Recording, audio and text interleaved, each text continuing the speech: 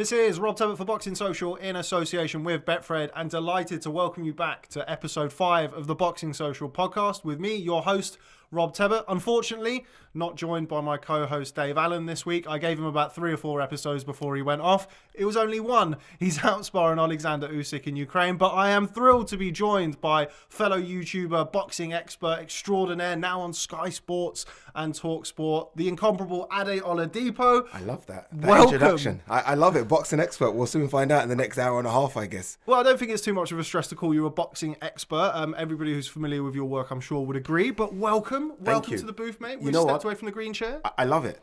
I love being in here. Thank you. And yes, it is good to get away from the green chair. I do get tired of it sometimes. A lot of people talk about the green chair, and it's good to sit on other chairs. Because there are other chairs you can sit on other than that green Chesterfield chair and talk boxing. Should have wheeled it in. We should have probably brought it down, like lugging it on down London Bridge. You've been taking it out on tour, haven't you? I've wanted to take it on outside because I got bored of doing it at home. And I thought, you know what? Doing it at home. I thought, why don't we take it in other places? So I've taken it to London Bridge. I've taken it to the O2 Arena, York Hall, Bethnal Green. And there's a few other places we're going to decide to take it to as well soon. So it's been fun. I've enjoyed it. Yeah, it's good to do it at home by yourself, but it's also good to do it with a friend. Don't forget that, Ade. I'm never going to forget that. Before we come on to talk about this past weekend's boxing, let's just talk a little bit about yourself for those people who are maybe not as familiar with you, as I'm sure they will be after the podcast. Just give us a little bit of your backstory, as it were, how you came from the green chair to Sky Sports and TalkSport, which is where you are now. Yeah, it's been a fun ride, Rob. I can't lie to you. So obviously the green chair was it, and it still is it for me. There's nothing more I like doing than going home and ranting on the green chair about everything in the world of the sport that we love and hate, which is called boxing. But a few channels then found out about that ranting. So I went to Africa first. I went over there to a company called Kwesi Sports. I was doing their boxing commentary. Believe it or not, I was commentating on boxing. I don't know how I sort of got that gig. No idea how I got it, but I was doing that. Then whilst over in Kwesi, Fox Sports launched their Fox Sport African boxing channel, and they asked me if I could do the same thing. So I done Fox Sports. Kwesi unfortunately went under, as it does sometimes with sports channels that try and compete against the big boys.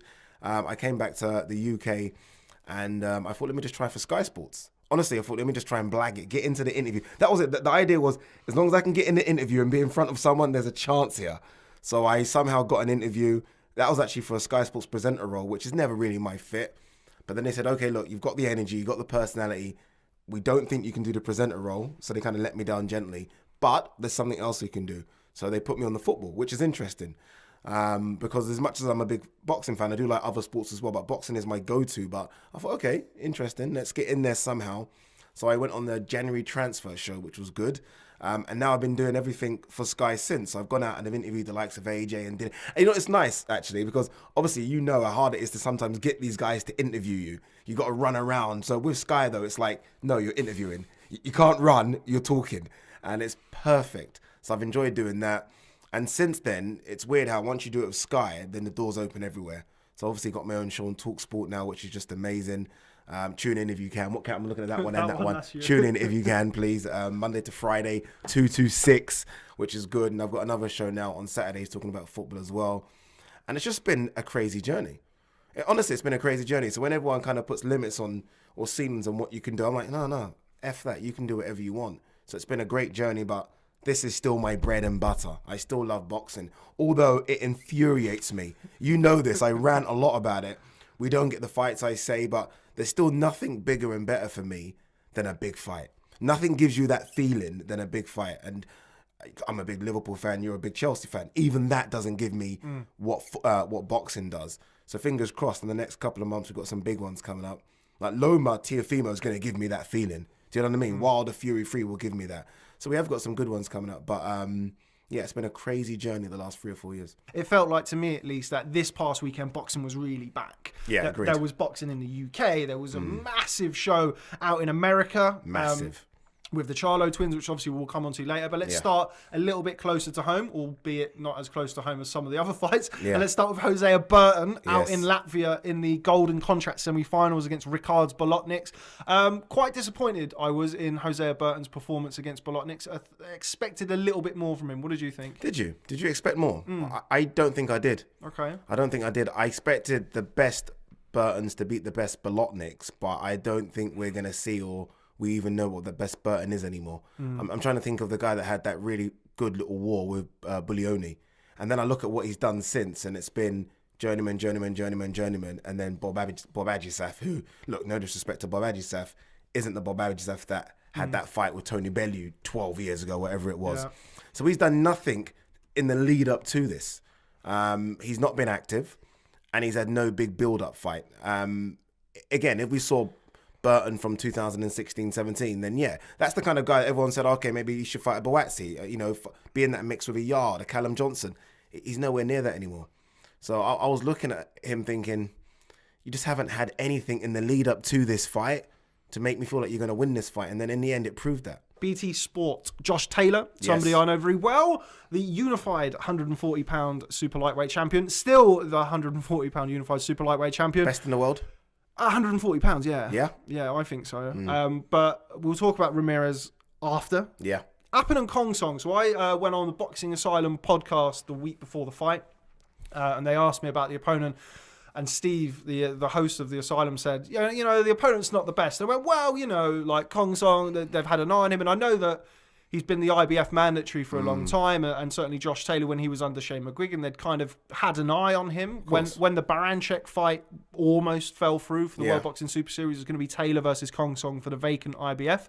Obviously, that didn't happen. So he's kind of been around in the background for a while. And I mean, the feeling from Shane McGuigan and Ben Davison, two separate coaches but with a similar mindset, was that he was a dangerous potential banana skin, maybe a little bit strong because of how good Josh Taylor is, but certainly no walkover. People were saying that in the lead up to this, that, this could be a dangerous one. People said he looked big on the scales, which he kind of did, although I felt he looked small in the ring.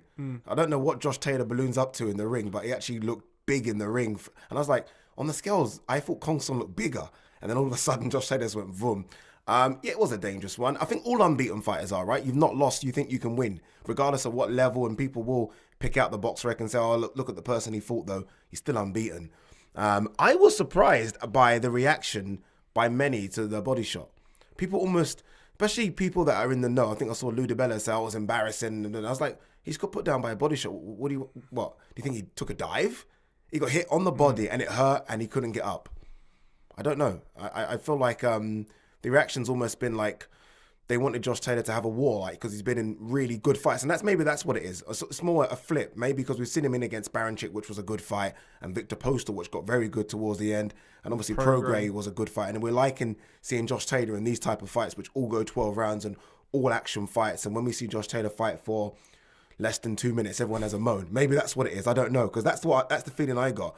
But I thought it was a good body shot. I have to admit, I didn't see it first time round. When they saw the replays, I was like, okay, hit him on the body. He's gone down. He couldn't get up. What do we want? Yeah, I agree. I saw all of the same things that you've seen on social media, talking about it being a fix and being this, and a bit like Appen and Kong Song is managed by Samson Lukovic, obviously very, very experienced boxing man. They really fancied the fight. Yeah. So I personally don't see a fix or a dive, as people are saying. As you said, I didn't see it initially. I thought it was quite innocuous. Thought, right, what's happened here? Didn't know whether or not they'd potentially throw a disc out or something like that, or maybe an injury. But I spoke to some people who were there on the night who worked for BT, and they said that he had to be helped out of the ring and helped backstage into an ambulance, helped up by 4 people onto the gurney. So I assume he's got some serious rib injury. Do you think he brought it into the fight? I think that's the thing that people are saying. Like, he might have brought it in. You don't want to postpone, but the fight was supposed to happen before COVID.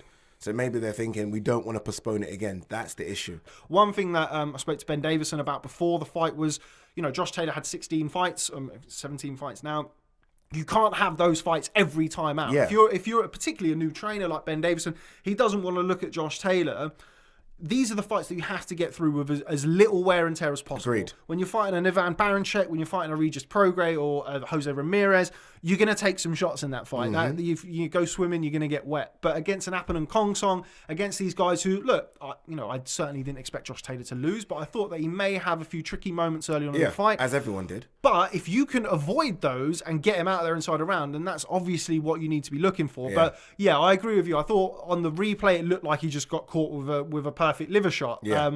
But yeah, an interesting reaction to it. It was almost like, do you remember Rivaldo in the World Cup all those years ago against, was it Turkey? Was it Turkey? The ball hit him on the, and he went done rolling that. around. Yeah, and then roll. Yeah. It was, so I think maybe that, but again, is it one of those where if he doesn't roll around and make such a meal out of it, if he just stays on the floor on one knee like Linares and Lomachenko, do people have the same reaction? I'm not sure. It just didn't even sound like it. He really landed it clean. And again, there's no fans in it now, so we can pretty much hear everything, right? I didn't even hear a tap, but I don't know. I mean, I remember Macklin talking about the Golovkin body shot and what it does to you. And Tony Bellew, I think, mentioned a few things as well. Like, it really just, you feel like you can't breathe.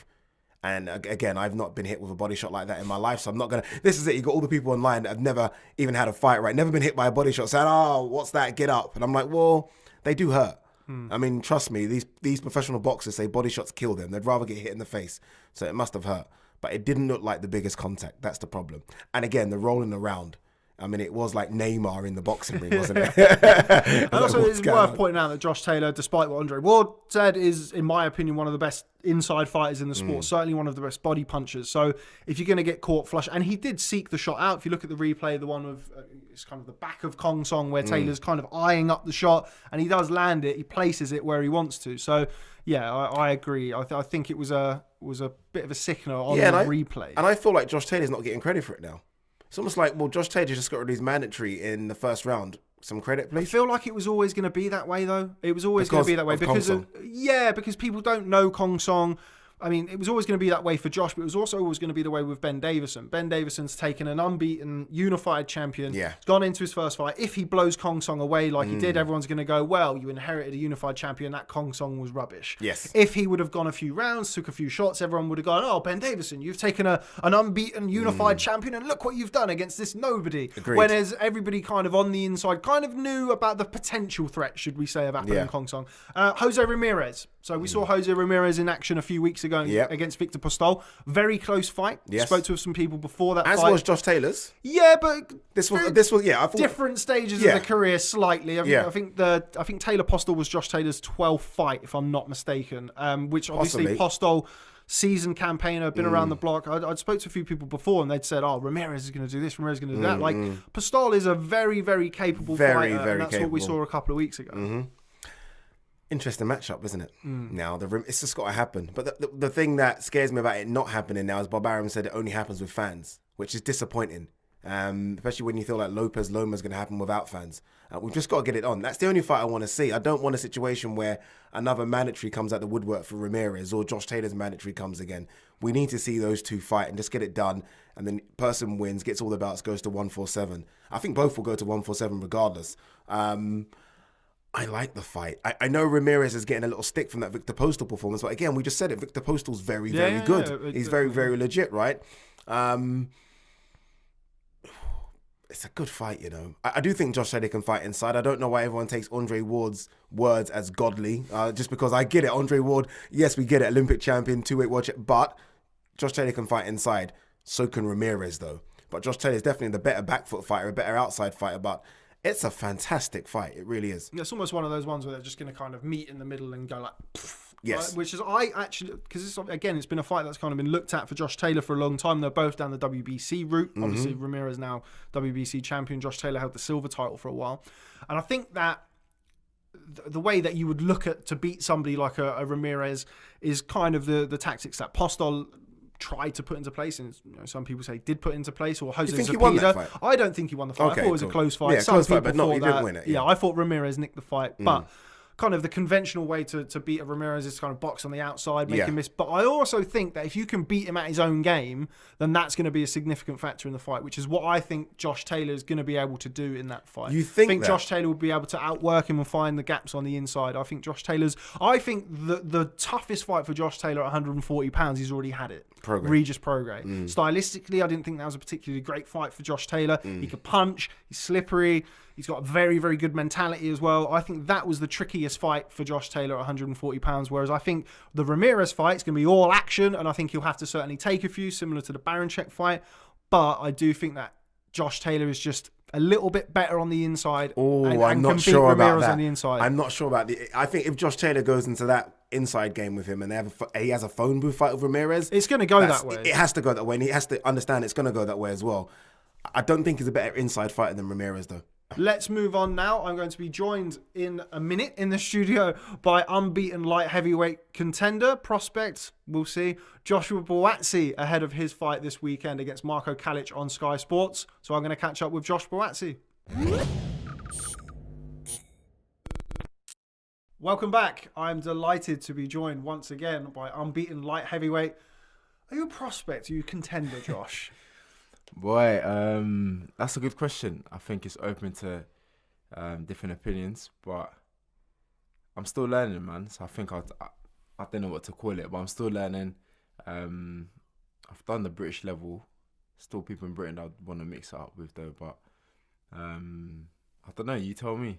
Yeah, it's an interesting one because we spoke, myself and Ade, who co-hosted the podcast today, and we kind of spoke about, particularly nowadays with your Lomachenko's after 3 fights wants to win a world title, and you've got like the Eastern Bloc fighters who are coming out of the amateurs, and just because they've had 2 or 3 fights doesn't necessarily make them prospects. And likewise, you've got fighters who have had 20, 30, 40 fights, doesn't necessarily make them contenders. I would probably say fringe world level contender. Reckon? I'll take that. Yeah. Until I fight someone who is world level and I get that win, I'd almost say I'm not at that level yet. That's what I'd say. On paper, I would say I'm not. Ability wise, I'd think I'm past British level definitely. Let's just expand on that because, I mean, it's an interesting one, and we'll mention Anthony Yarde's name now so we don't kind of leave it until the end because it will hover around. And we're kind of going back about 12, 18 months, kind of the pre-Kovalev Anthony Yarde. Everybody was kind of saying, look, you need to step up, you need to fight a British title level, a European title level. He went and done that. He came up short against Sargo Kovalev. Yeah. Now you've been out of the ring for over a year now, which I know we spoke that's not how you want things to go. It's now coming around where, you are you're 27 now. You're not spring chicken anymore. And you have this elite level, certainly potential and ability, but for one reason or another have not had the fights to really get you into that position yet. Do you think that's a fair comment? Yeah, it is. So I think, again, Yarde, people said, box world level, do this, do that, or bridge the gap or whatever it is, but I think everyone's got a different approach. For me, his approach was different and it almost paid off, just fell short. So I won't question, whatever route he took or whatever. And for me, I haven't boxed for over a year, as we said. Now Calic is 11-0. I'm 12-0. But if we look at it from the amateurs, he's been around well before myself. He's boxed in the World Series boxing. He's done APB, which is 8 to 12 rounds. They're basically pro fights anyways. So he's got experience in that field. Is he a world level opponent? I wouldn't say he is. No, he's not a world level opponent. Someone that's got, like I said, a lot of experience. But I believe once I'm in there, I'll be in there to win it. There's so much to think of, but it's fight week. Do you know what I mean? So I'm quite narrowing what I'm thinking. It's hard for me to even talk about anything else but this, and to think about anything else. But I'm boxing Sunday against Calic, and that's what I'm going to deal with. I know you well enough to know that at this point there's no point in branching out, which is why I got it out of the way first and foremost. A little bit, I know, but I understand you're very much tunnel vision. Do you think with regards to your opponents, I mean, you've mentioned Calic there, obviously he's no fool. He's been around, he's boxed in the World Series of Boxing, extensive amateur background at a certain level. But do you feel like because of the success that you've had and the ability that you've clearly shown in a very short space as a professional, do you feel like you're potentially measured a little bit differently because of that stuff? I think if you go to the Olympic Games, you are. If you win a medal, people put a lot more. There's a lot more expectation on you, and I always think coming up in the amateurs, the people with these opinions weren't there, and we still found our way to the top. Now that they're there, I'm still gonna find my way to the top. So there's not gonna be a clear-cut route, as in take this, then that, then you get there. Nah, it's professional boxing. There's different ways to it. Whereas amateur boxing, it's like, okay, cool, you want to get to the Olympic Games. If you're from the continent of Europe, then you go to the European Games, see how well you do. Then you move on to the World Championships, then you go to the Olympic Games. So it's a bit more straightforward how to do that one. But in professional boxing, as we know, there's 5 world titles in each weight category. And it's just different routes. Like you may like I said, you can dominate at British level and skip European level and go straight to world level. Someone may just go straight to European level. As you said, some amateurs go straight to world level. So there's just different routes, man. And it's not that it's not for me to say which one I'm taking, but I take it day by day, fight by fight. And when the doors open and everything, I'm sure I'll take them. Talk to me about fight week preparation. One of the things I'm always really keen to pry into with you is how you are in fight week. One of the things that potentially people who are watching this don't necessarily know is that it's quite normal for you to spar during fight week. Yeah. Tell us a little bit about that, because that's not the same for a lot of fighters. No, so I sparred on Friday just gone. Today's Monday. I'm boxing on Sunday. If I were boxing on Saturday, I'd have sparred tomorrow. But I'm boxing on Sunday, so I'm going to spar on Wednesday. Why is that for me? I just like to... It's what we're going to do. It's what I'm going to do, let's say, in a few days' time. So I sparred on Friday. It's a very long time for me personally to just sit down and to just hit the bags, hit the pads, shadow box, kill time, and not physically mimic what I could potentially be doing in a few days' time. So it's very important for me. If I had my way, Rob, I'd spar on a Thursday, rest on Friday, box on Saturday. But to an extent, my coaches are like, nah, it's too far out. Even for them letting me do it on a Tuesday, they're scratching their heads thinking, what is he doing? But I'm like, nice, I'm cool. Like, I spar my sparring partner, Dwayne.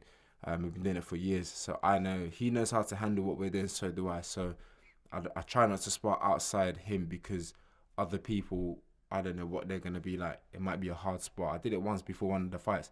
I had a hard spar, then I had to fight, and I was like, what was the point of that? So I should have just sparred someone that I know, like Dwayne. I've been sparring him for years.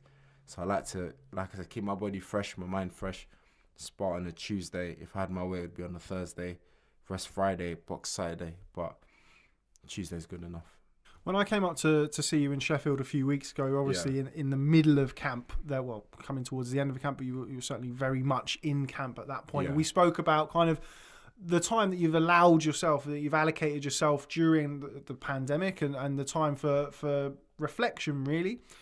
How do you imagine that is going to change your approach to fight week this week? Will it change it at all? Do you feel any different coming into a fight week this week as you would have done pre-COVID? No, I don't.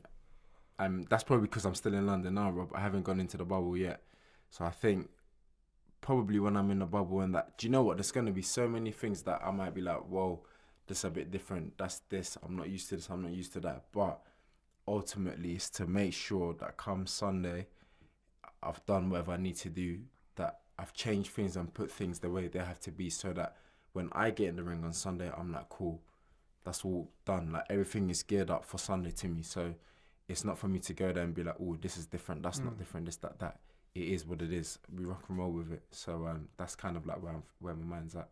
Talk to me about pressure, Josh. Doesn't necessarily mean now, but throughout your career, how have you dealt with pressure, whether it's as an amateur, whether it's turning over and making your professional debut, or now ahead of Sunday, topping the bill? Apparently pressure creates diamonds. Not apparently, it does. A quote that I always remember is what Eubank Jr said, and he said you have to thrive under pressure. So to an extent, you got to embrace it. It's part of this whole thing. There's pressure from left, right, centre. So that pressure is there, and then there's also the pressure that I put on myself. And then I think that pressure is the greatest pressure ever, and that's the most pressure. So that's the one that I kind of concentrate on, what I put on myself, my expectations, what I think I'm going to do, how this fight should go, how it shouldn't go. And that's the pressure that's on me, because that one I live with. The other pressures that are there, but you can exit, you can just cross it all out in that. But that for me is the greatest pressure. But I think pressure is good. There's always been pressure from the amateurs, like you said, representing Great Britain, going to the Olympic Games, going to other tournaments. There's always pressure, but we deal with it. We come out on top. So pressure is good. It's always there. And I think pressure is what gets you out of bed as well, to make sure you're running, sparring, getting shouted at in the gym. Because no one likes to get shouted at, but if my trainer's shouting, I know it's for a good reason. Like, I'll be like, cool, I can take it. Outside the ring, I may not take it, but inside a boxing gym or inside boxing, when I'm being taught or being corrected to make sure I'm doing the right thing, because this is a life-threatening sport, I'm like, cool, I could take it. But outside the ring, no one really shouts, so everything's cool. But yeah, pressure's always there, Rob. It is what it is. Obviously, being being sort of a beacon really in your own community of what you can do and what you can achieve throughout hard work and what you can be no matter where you come from or what you do or what chances that you give yourself or other people give to you. Yeah. How important is that for you, and how important is it for you to be there and to be an inspiration and be an example to people in your own community? It's important because so like I came from Ghana to England, came to the land of opportunity, and I always say this, and I thank my parents for being able to make that happen. And it's good that I can sit back and say, okay, cool, I do boxing now, this is what I've achieved. But also, Rob, other people have to look at my situation and be like, oh, this guy came from Ghana, came to England, had nothing, started something, whether it's boxing, music, whatever it is, started something, and now he's getting up there. He's not there yet, but he's made something of it. And that's, I think, is important for other kids to see that he's from Croydon. Normal guy, went to high school, went to college, uni, whatever it is, and it's doing well and it's doing well in an industry. Because I think I used to watch other people on TV and be like, imagine you're representing your country, you're fighting, you're doing this, you're doing that, you're a superhuman. And I used to think that's happening to them, but it can't happen to anyone like myself or anyone around me. Then you start winning and you do well, and you're thinking it's very, not that it's very normal, because there's a heavy price to pay for all of this success. There's a heavy, heavy price. Let me not just say that, oh, it's okay to want to do well and that's it. No, there's a heavy price to pay. But once you pay that price, it can happen to you. So I want people to know that it's achievable. It's not out of sight. Like you can reach it. It can happen to them. It's really not something that's unrealistic. It's very, very, very realistic. I want to place so much emphasis on how realistic it is. I've been to uni, I've got a degree, and I'm boxing. I'm not the cleverest of people, but people should think Josh has got a degree and he boxes. If I'm able to do it, they can definitely do it. Time, just being organised with your time, knowing when to work, when not to work, and just grafting at your sports or whatever it is. So I want people to be like, oh, he done it. He's not the cleverest of people, but he done it, so I can do it too. So it's really that simple. I think you're very clever. Thanks, Rob. I'll take that. I'll take that. What's the biggest sacrifice that you've made? I think my teenage years. So teenage years was just boxing, like literally from 15 onwards. 15 onwards, you can't say, oh, I saw Josh at this place, we did this, we did that. Nah, 15 onwards, it was always in a boxing gym all the time. Some holidays, you can't say, oh, he was chilling I was with everyone on the blocks or in the estate or this and that. No, I was always in a boxing gym. So I think that's the most, that for me was the biggest thing. And family events as well. Not going to family events because I'm either not in the country, not in the city, or because I'm dieting or I'm at a boxing match, all of that. So that, I'll say those are the main two things. But as a teenager, I remember, man, I used to think, it's sunny outside, why am I in a boxing gym? But it's a price you pay. Like, you enjoy it, you get on with it. And when you're back to high school or back in college, people are talking about what they did in the summer holidays, but I'm just accounting for the training camps and everything that I've been doing. And it's been like that since, so it's a price to pay. Who's your biggest inspiration, Josh? Biggest inspiration? Good question, you know. I take inspiration from a lot of things and a lot of people and different things. The smallest thing will inspire me, and I'll be like, oh, see that? I like that. There's a guy that I know, very, very rich guy. Rob, when I say rich, bro, I mean very, very rich. But with all the money that I think this person's got, I know this person's got a lot of money, yeah. It's inspirational because they are very simple, Rob. Wears very, very simple clothing. You never hear him brag or talk about money, but I'm like, you're really up. Like, I know you're a rich guy. But simple things that you're just looking from the outside, and you wouldn't know unless you know about him and what he does. Then you could be like, oh, this guy's really down to earth, humble guy. Won't talk about money, won't boast about money, hardworking. That's inspirational to me. I look at him and I think, yep, take a leaf out of the book. When the spotlight's there, he doesn't want to be seen. He's like, would rather be at the back. You guys take the light, but he knows what he's doing. So that's inspirational to me. One of my trainers, the most loyal man I know, dedicated man that I've ever known. always in the gym, no matter what, all the time. I've been in the amateur gym for about 8 years. He only missed 2 sessions, and that's because he was hospitalized. And I'm sure one of them, he even came to the boxing gym with the drip. He was holding it and he was saying, "Look, I'm here. Let's get to work."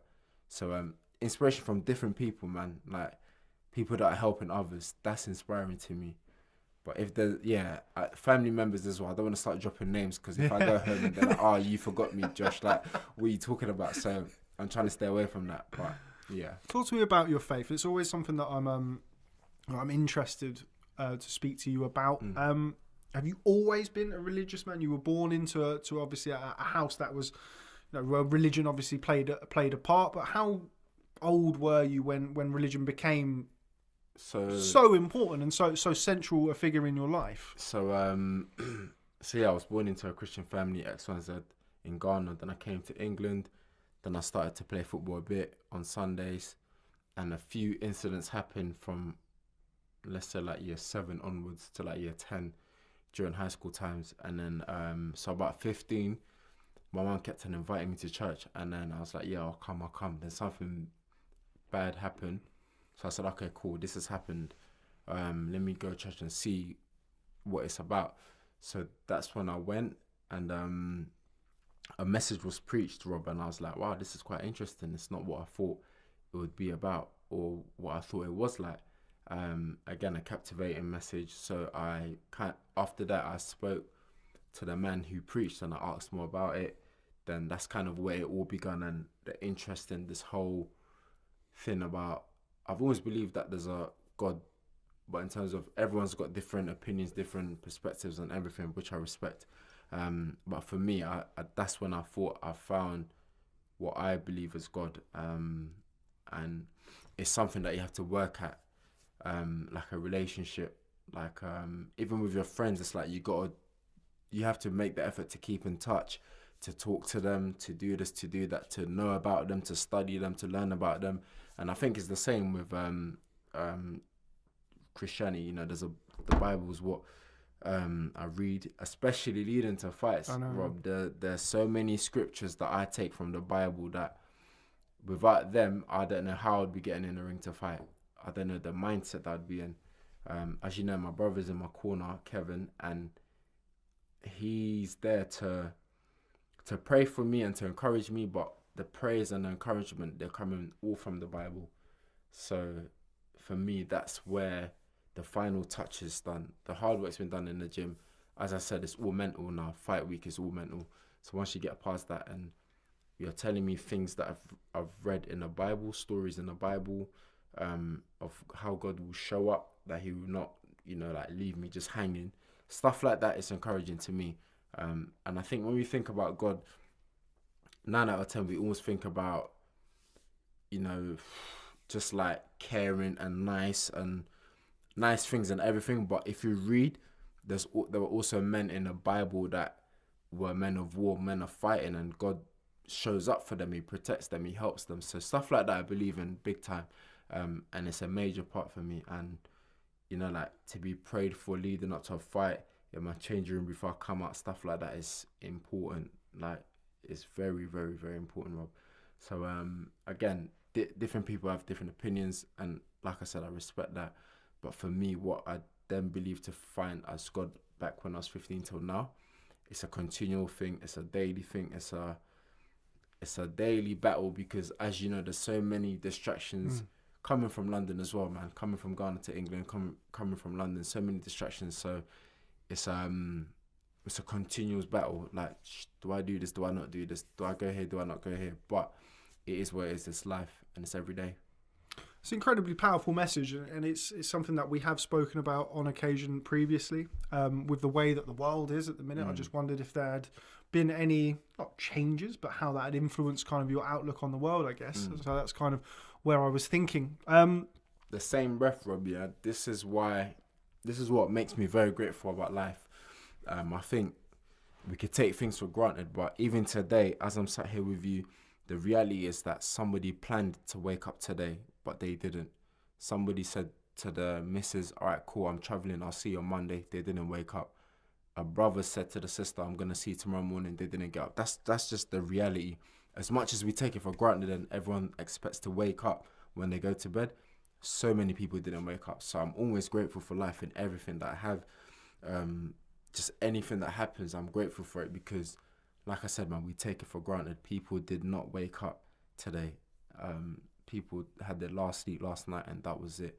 Or people are going to pass away today. Like, it's just the reality of life. But we go to bed and we get up. You heard my alarm. I have the loudest alarm. When it goes off, I'm expecting to get up. But I believe God wakes everyone up. Like, God will certify you're getting up today. Cool. He gave life and he can take away life. So, yeah, I'm grateful for everything, man. You mentioned that relationship with God and the relationship you have with Christianity. Have there, and feel free to speak as openly or as not with regards to this, have there ever been times where your faith has been brought into, no, maybe not question, but maybe that relationship you haven't felt it as strongly?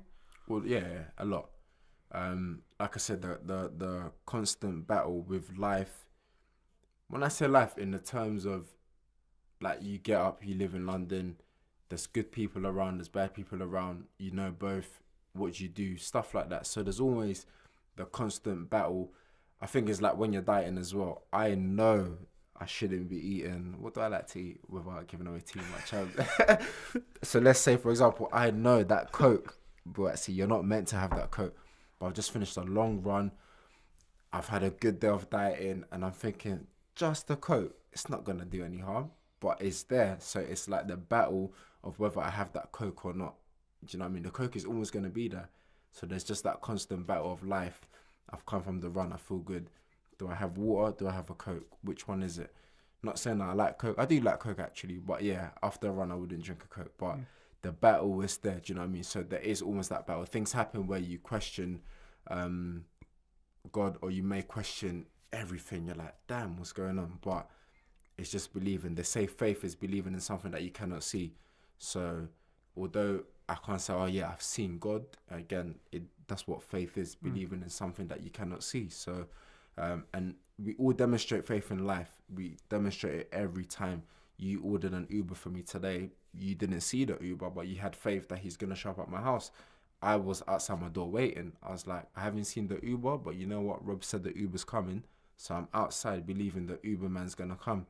And again, we take things for granted. You had no thought, and nor did I myself. I just sat in the car believing that I was going to get here safely. And I'm grateful for that because, like I said, well, people don't get up. People get in the car and for all you know, that's it. So life is weird, man. Any little thing, it's like you got to be grateful for it. And I think about it, Rob, as well. There's a lot of people that something's wrong with them and they're not well. And I think, what am I doing? Gambling in boxing. Like, I enter a sport where you're like, okay, cool, please, you can punch me in the head, you can do this, you can do that. So I take nothing for granted, man. For sparring, boxing, everything that we do, I feel we're all blessed to wake up and to, have our conscious and to just have our faculties and just be like normal and to function and everything. Without kind of, obviously we spoke briefly about kind of the future or what potentially could lie for you after boxing. You mentioned there about, this is a dangerous sport. You can be legally killed in the ring. And as we've seen happen on terribly sad instances recently. Now, the last podcast that we did had Michael Watson in here, obviously former middleweight who's now left with life-altering injuries because of injuries suffered against Chris Eubank in the ring. How often or how much do you think about things like that and think about the potential to be affected later on in life? Do you not allow yourself to think about things like that? I think everything's dangerous in life. I think everything's dangerous, man. And specifically to my sport, I think these things can happen, but that's why I just think, you have to just get better defensively. Just learn as much as you can, do as much as you can. Do what you want to do in the sport and make sure after that you cut, make sure you're gone. Do you know what I mean? So it's there, but it's fight week. Am I thinking about it? Not at all. When I'm in that ring, does it even cross my mind? Not for a split second. When I'm away somewhere else doing another thing, I might be like, damn, this sport's quite dangerous, but it's fight week. It's not within my... I'm not thinking about it, do you know what I mean? And on the way here, I was saying to the cab, man, there's a lot of benefits with boxing. I spoke about discipline, confidence, and there's a whole positive aspect of it that is not touched on a lot, but it exists. Do you know what I mean? And people turning their lives around and influencing others. You got Tyson Fury there. We also had a big comeback that he did. We got AJ there just for balance, by the way. We got the big man there, Ruiz. Winning a fight that everyone counted him out against. Wilder, probably the most heavy-handed. Is that a word?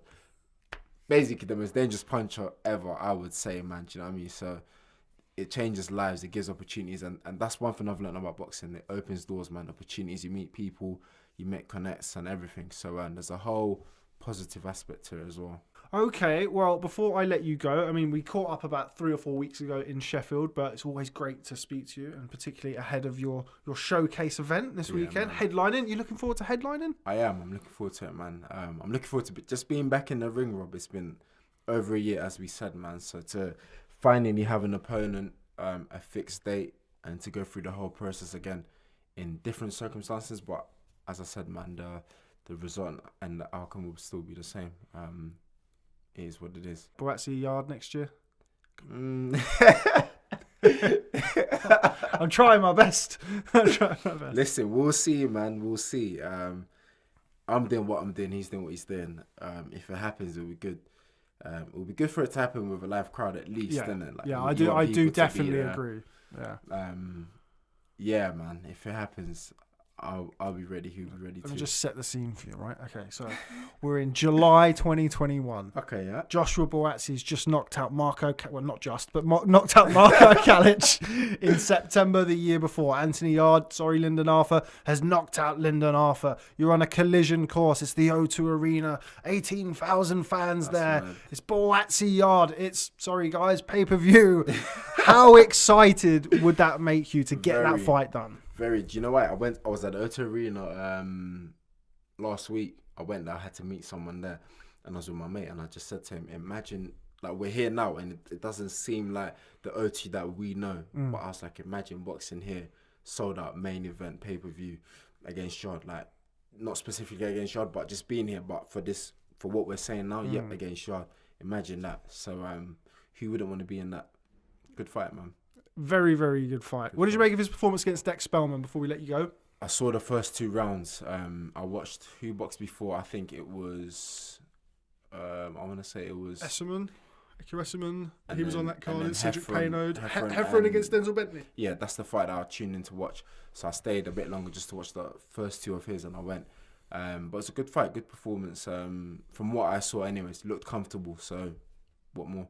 Well, Josh, always a pleasure. I do appreciate your time taking it out of a busy fight week. Always a pleasure. Class act. Appreciate Thanks very much for speaking to Boxing Social. Cheers, I'll catch up with you soon. Thank you. Thank you, man.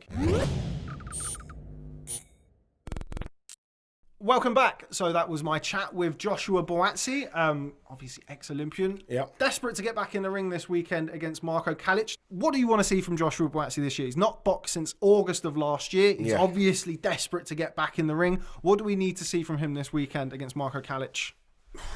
It's a tough question. There's almost 2 questions in there. What I want to see from this year is activity. Like you say, he's not boxed since Ryan Ford. And that performance wasn't that great, you know. I'm the biggest Bowatsi fan there is out there, but it wasn't a great performance. I just want to see him stay busy. That's all I want. I think he's spoken about having this fight against Calic and then maybe one more. If we can put him on a card in December, if the Joshua Pulev card happens, maybe he slots in on that. I just want to see him start to move now.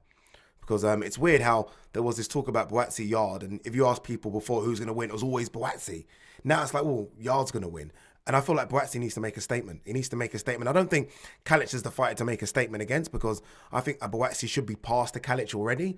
But I can understand it's his first fight in, 14 months. So I can accept the Calic. I can put my hands up and say I accept it. I wouldn't normally accept that type of opponent for Bowatsi because I think he's that past it. Because if you think he was going to fight Caparello, I think Blake Caparello on the Katie Taylor card last year, November, and pulled out of that one. So that's the kind of where I think he should be already. So I think we've taken a couple of steps back. So I just want to see him get a dominant win, a stoppage, and then have another fight in December.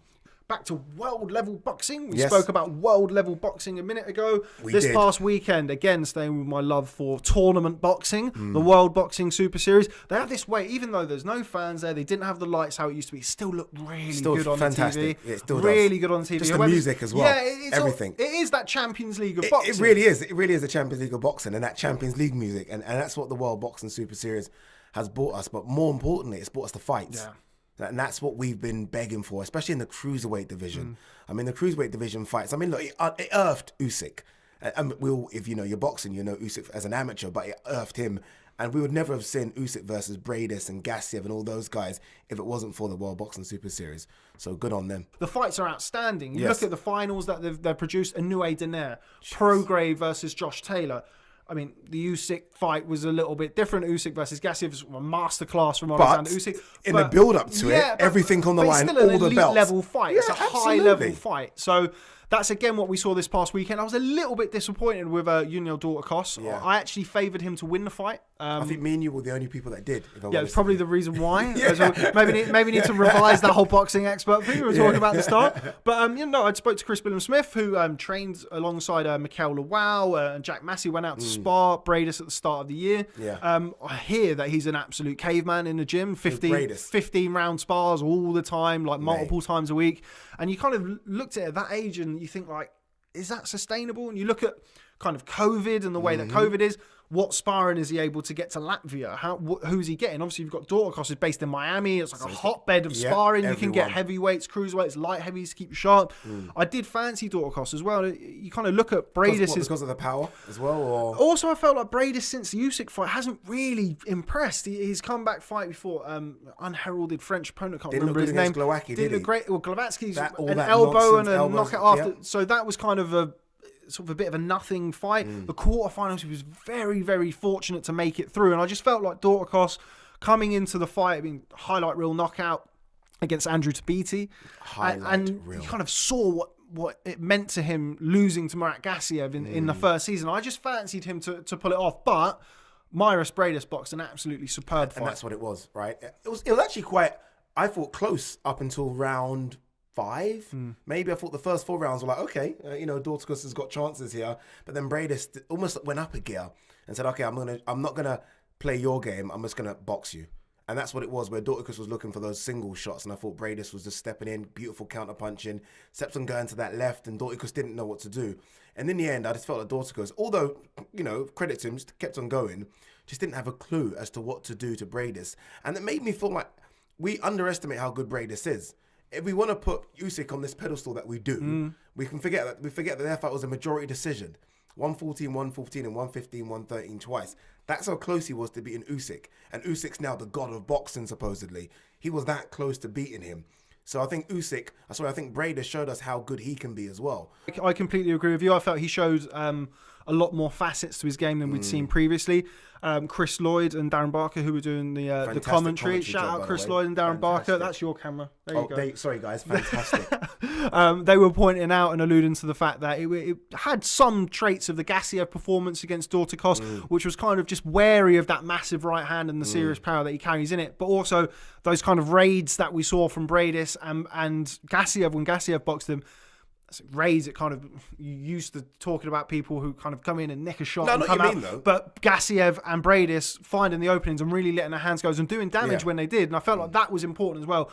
I don't see Dorticos being the type of fighter that you can kind of fiddle around for 12 rounds. You're going to have to put an imprint on him to stop him coming, and I felt like Bradis picked his spots really, really nicely and hurt him where possible. So I thought Bradis was very, very good. Was you disappointed with Dorticos though? A little bit, yeah, a little bit. I felt like there was no plan B. It was kind of, right, I'm going to come forward, I'm going to land this right hand. Shot and that's it. And eventually I'm going to land the right hand, I'm going to hurt you, and I'm going to put you away. He varied it a little bit, right hand, like big sort of arcing right hooks to the body, and obviously trying to bring the guard down to eventually bring the right hand over the top. But I felt like that was pretty much it. That was all, and he kept on doing that. Yeah. That was the problem. Again, he varied his work a little bit, but you're talking the World Boxing Super Series final here. I expected more. If you're Dorticos, I mean, we start to saw him late in the fight start to show signs of fatigue, and he's himself 34 years old, had a long, hard, not just career, but life, like defecting from Cuba is certainly not an easy thing. It would have been nice to see him ride off into the sunset with that Muhammad Ali trophy, but still got paid. Still got paid. Still Still got get paid. that. I think they pay well as well. Yeah, The still got Boxing paid Super well. Series. Maybe not like the first couple, but still getting paid well. Yeah, I think he still did okay. But yeah, no, great performance from Myris Bradis. Moving on elsewhere overseas, I Jeez, it's a big one, isn't it? stayed up with the intent of watching through, but I'm now older and more war-torn than I like to let on to people. Fell asleep. But Jamal Charlo versus Sargo Revienchenko, I thought a very, very competent, complete performance from Jamal Charlo. I was very impressed. What did you think? Very impressed. Very impressed. And I said to someone, because someone asked me what was the difference between, like, why was he able to do this and Golovkin and Danny Jacobs weren't? I said, firstly, styles, right? Golovkin's style is completely different from Jamal Charlo. Maybe Danny Jacobs and Jamal Charlo is similar. But now you've got tape on Revienchenko. You've got good tape against legit boxers where they didn't have that before. So he's clearly just watched the tape on him. One thing I like about Revienchenko, though, is that you hurt him, and this guy literally goes from gear 1 to 5 immediately. There is no effing around. He doesn't go 2, 3, 4, no, 1 to 5. And it's the same thing we've seen. I mean, when Danny Jacobs put him down in their fight, it's like, okay, up, I'm going to go, like, we haven't got time to play here. And Golovkin as well. He just literally jumps. But I think this time when he jumped, Jamal Charlo had something back, knowing that there's going to be a jump. Because he's a very slow starter, is Revienchenko. But he's always there. And he caused Jamal Charlo problems as well. But those Jamal middle Charlo, rounds. Yeah, he did, right? I think sort of 7, 8, 9. But then Jamal Charlo just had a bit more in the tank, and it was just too fast, maybe too strong, and in the end, just better. I think you make a good point there, and the rally that we saw from Revienchenko in those middle rounds was really put to an end by a right hand that Jamal Charlo landed at the end of the 8th round, dipped the knees. I feel like that's always important if you're boxing at one of these come forward fights. Again, you have to give them something to make them think about it. Yeah. The Danny Jacobs knockdown and the Golovkin knockdown to a degree as well was a flash knockdown. Yeah. Whereas I felt like he was hurt more by Jamal Charlo. Agreed. And whenever he sort of got that momentum going, Charlo would hit something stiff, solid, slow the momentum, and then take over the fight. But I felt like Jamal Charlo, I think that Matt Korobov fight, which was a very, very close, contentious decision, I think he seems to have learned from that. I feel he's become a more well-rounded boxer because of that, which is it's a good example to people as to, learning from a defeat and kind of taking that into the next few fights. Admittedly, the opponents that he's had since then, they've not been of the same level as Sargo Revienchenko. They've been poor. Yeah, but going into that fight, it was kind of one of the mystiques about He needed this as well. Yeah. Like when you think of people sort of claiming him as the best middleweight in the world, which is, look, we'll probably have that debate. He needed a win against someone, because you're right. Since he's got that belt emailed to him, let's put it that way, he's not had any fights. He's not had fights against the guys we want to see him, and that maybe not his fault, right? He's not had the Demetrius Andrade fight. He's not had the Billy Joes and the Golovkins and the Canelos. But this was an important one. He got the win. Now he can say, look, he can make the argument, whether or not we believe it or not, that he is the best 160-pounder in the world, because he's put on a good performance against a legit guy in Revienchenko, who was no worse than the 4th or 5th best middleweight in the world. So important win. That's what it was. It was an important win. He had to look good. I thought both Charlos fell off last year, and now they're kind of back again, and I think they might go again now. I was asking whether or not either make the pound for pound discussion now because of that. See, but I actually felt like Jamal was kind of hovering thereabouts and around that a couple of years ago. And obviously since then, as you rightly say, I felt like his performances maybe dropped off a little bit. He lost to Tony Harrison, very close fight, cleared up all doubt in the rematch. But yeah, no, I think so. I think he certainly should be considered around that bottom 9, 10. I mean, alongside Pacquiao, alongside this version of a Pacquiao, Beterbiev, Josh Taylor, those guys kind of hovering around like 9 and 10. I think he's certainly in that discussion. Staying with Jamal though, obviously we're kind of at the mercy of what happens with Canelo Alvarez and DAZN at the minute. We have no idea when or how long it's going to be before we see him return to the ring, and what weight class as well, which is another story. But what would you like to see next for Jamal Charlo? Obviously, Andrade? It's got to be. Andrade. I don't know. Sometimes I don't know what it is. I don't know what accent I'm putting on. You can go with Andrade. You're going to say fine. Andrade, I'll say That's Andrade. fine. That's the fight that's got to happen, right? That's the fight that they pushed Charlo to try and, Eddie Hearn tried to get Charlo on DAZN to make that fight happen. They've got beef before. They've had it. They're both 2-weight belt holders, 154 and 160. They've always had issues, and I just think it's the fight that makes sense. It's the fight. I don't think. Look, they've tried to get Charlo over to DAZN. This is just me speaking out loud here. I don't think that Andrade does massive signups for DAZN. Like, he's not going to do 200,000-300,000 signups every time he fights. Why can't they get him over Showtime to have that fight? I think it's a good fight. I think Andrade needs it desperately. And I think right now, I think Charlo would fancy it. Because Andrade, even though he's unbeaten, hasn't looked great in his last couple either. I mean, he's all over the place sometimes in he fights. As much as I like him, I think it's a fight that needs to happen. I think they can sell it on the beef. They'll play back every little clip of them in the past where they've had issues at post-fight presses and behind the scenes. And I think it's a fantastic fight. And I think that's the one you make next. And then you can try and get the Canelo one. Because he's not going to, let's be real, Rob, he's not going to go from Revienchenko to Canelo. He's just not going to get it fight. Well, I think he's more likely to get the Andrade fight. And I don't think that Canelo's going to be boxing at 160 in his next fight, whenever that is. I think he'll take a pit stop down at 168, probably try and pick up a belt there. Yeah. WBC title's obviously vacant at 168 pounds. There was talk of him Do and you want to go there about that Yildirim? I'm told that there is a decision expected on that soon. I spoke to Mauricio a couple of days ago, and he said that... I love how you've just got Mauricio on tap like that. I love it. Literally, you got him on speed dial. Well, that's speed dial. But I do like to catch up with him regularly, but particularly at the minute where the landscape's changing an awful lot. But back to Jamal, you mentioned Demetrius Andrade. Obviously, Eddie's spoken very, very, very publicly about wanting to make that fight happen. It doesn't look like it's going to happen. Obviously, Andrade is over at DAZN. You've got your Golovkins, you've got Billy Joe Saunders, Canelo, obviously pending whatever happens here, and the various fighters he could fight there. I'm always confused as to why you've got all of these fighters under your banner on one network, yet you want to fight the one guy who's not on DAZN, who's not with Matchroom Boxing USA or co-promoted. But anyway, disregarding that, what about Chris Eubank Jr.? That's the fight that's been talked about. That's He's the one with that was PBC. supposed to kind of happen, right? He had some things to say about Jamal Charlo's performance this past weekend. Having met both Charlos very, very briefly, I can't imagine either one of them will be too receptive to those comments by Eubank Jr. I think that's a great fight. I think that's a really fun, exciting fight. I think it's a fun fight in the build-up. In terms of fight, in terms of styles, I just think that Jamal Charlo does absolutely everything better than Chris Eubank Jr. I think Chris Eubank Jr. has got a better gas tank, right? I think he throws more punches in bunches, if you like that phrase. But in terms of ability, I think Jamal Charlo's levels above Chris Eubank Jr. I think Chris Eubank Jr., and I said this, has fought 200 minutes in, 200 seconds in something like 20 months.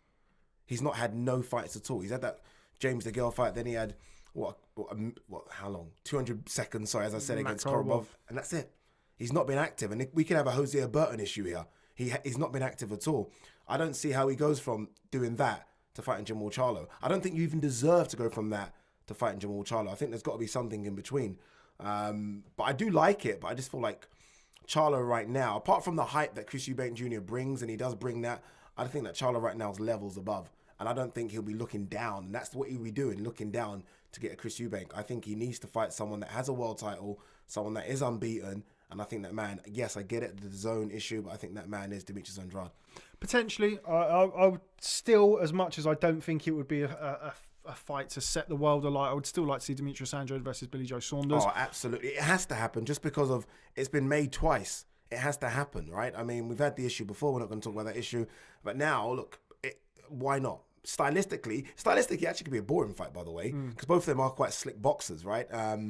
But I'd love that fight to happen. And again, it's almost like this Canelo sweepstakes thing. I almost want someone to win against someone else, another world person, and then you've got to go to Canelo. It's like they all want the Canelo fight. And I'm like, well, Billy, you fight Callum. Demetrius, you fight Charlo. And then the winner somehow, like a little mini tournament, gets Canelo. He's the golden ticket, right?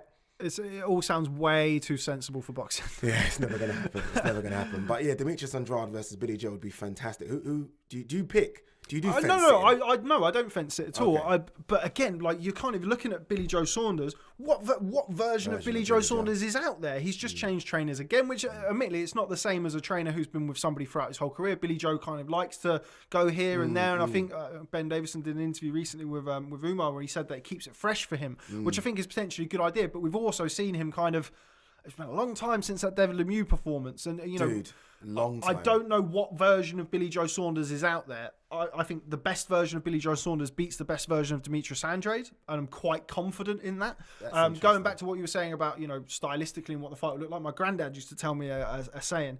He used to say, the only thing worse than one southpaw in the ring is two southpaws in the ring. So that kind of relates to that fight. I like fights like that. I like technical fights, and I like stuff, tactics and countering the counter and feints and, but is it going to be Gatti Ward? Probably not. No.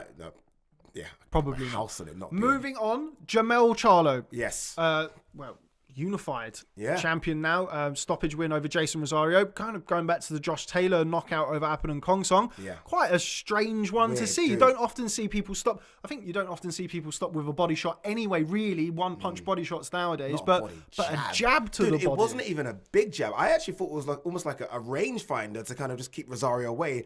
And then I thought he was going to land something big over the top. It was almost like he was surprised. But Rosario, and look, I'm going to try not to laugh. It looked like he couldn't, like, it looked like he was having convulsing on the suffocating. floor, Yeah, what's going on? And up until that point, although Jamal had the better spots, clearly had the better spots in the fight, getting the 2 knockdowns, I thought Rosario was doing decent work. Landed some big shots, was more busier. But that Charlo, I think, is a bit special. I do like Jamal Charlo. I like Jamal Charlo a lot more, I think, than Jamal Charlo for some reason. I think he fights with bad intentions. He really comes to actually take your head off, like he did against Lubin, which was supposed to be a 50-50 fight-ish, and then he just, boom, from nowhere, like down. And I was like, what's going on? The Charles Hatley knockout as well, going back Hatley again, won. kind of on John that time when he was Jackson a while back. when he was riding that crest, and he was starting to get to that, in my opinion, that kind of pound for pound bottom end of the pound for pound list. The Charles Hatley knockout was a frightening knockout. I agree with you. Brutal. He kind of fights like somebody who believes in his power as well. He doesn't waste shots. He's very selective of what shots he throws and when he throws them. And I think you're starting to see with him now somebody who's settled into growth. their career. Yeah, It's that growth. and potentially just maturing a little bit more. It is. Let's be honest. I was critical of both Charlos and Gervonta Davis and for all their antics, which, look, they're kids still, millionaires. I get it. You're seeing less of that now. And I think they've almost like someone behind, could be an Al Heyman, someone behind is like, okay, stop. Just concentrate on your career. You had not the greatest 2019. This is both Charlos, right? You're right. The Jamal Korobov performance wasn't great. Tony Harrison beating Jamal Charlo. It's like, okay, look, we've got to start working here now. And I think that was a performance of a man that wants to kind of cement himself as probably one of the best 154s ever.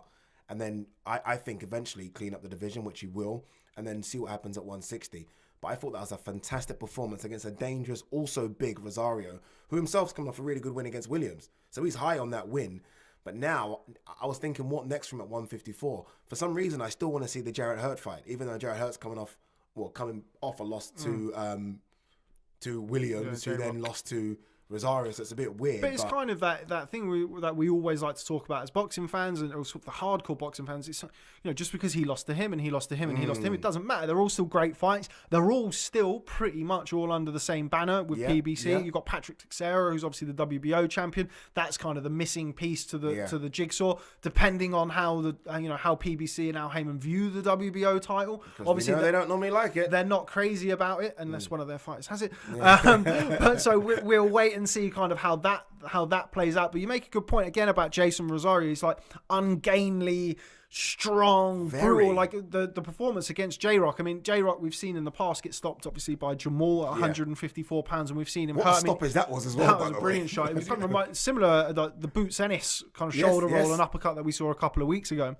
But going back to J-Rock, you've kind of seen then in the Ishe Smith fight as well. It was a very close fight. We've seen him get, he's a fighter, but there does seem to be a fragility to him. There is. If you can get to him and consistently find the target, you've got a good chance of certainly unsettling him, which is what we saw with Jason Rosario. Jason Rosario landed on him early in that fight, and J-Rock kind of never really looked settled into the fight again. He was fighting for survival as opposed to fighting to win the fight, which is what we saw in that fight. But yeah, Hurd's a good one. Hurd's a good fight, but I'm not sure about him at 154 pounds. Too much weight cut. He's so big. He's too big, yeah. He's too big. He boxed on the Wilder Fury 1 undercard, and I spoke to his then trainer, who's now not with him, about his weight cuts. And like the numbers, I'm not going to go into it because it's not my business, to tell people how much weight they used to cut and how much they used to, put back on. That's not healthy. You're essentially, you only have so many of those that you can have as a fighter before eventually your body gives up. Yeah, you wonder why you think it's such an advantage. Just go up 6 pounds. Like, how much of an advantage are you trying to seek here? You would be big at 160. Hence why, even Jamal Charlo, who's moved up to 160, he's a big 160. It's filled out into 160 pounder. But again, now, like we've heard again, I think your body kind of has a limit to what it's able to do. And now I feel like even when he does move up to 160 pounds, he's not going to be the same 160 pound fighter as he would have been if he would have potentially moved up earlier, maybe done the weight a little bit differently at 154 pounds. But yeah, he's certainly still about. We've obviously got Brian Castano, got my mate Arislandi Lara, who love Lara. My daughter is named after Arislandi Lara. Lara. Lara, as much as it isn't the Lara anymore, obviously, Lara still calls Charlo some problems, you know. Yeah, I think he's got the ability to really cause anybody problems. It's just how much has he got left in the gas tank now. He's like 37 or 38 or something, Lara. It's an extensive amateur background. He's Cuban, he's southpaw, he's slick. He ticks all of the boxes that you want to see from a Cuban fighter. How many Cuban southpaws are there, by the way? I don't know. I only recognise Cuban fighters if they're Cuban, they're slick, and they're southpaw. Okay. People like Dorcas, not he's really Cuban. Half Cuban. No, I'm joking.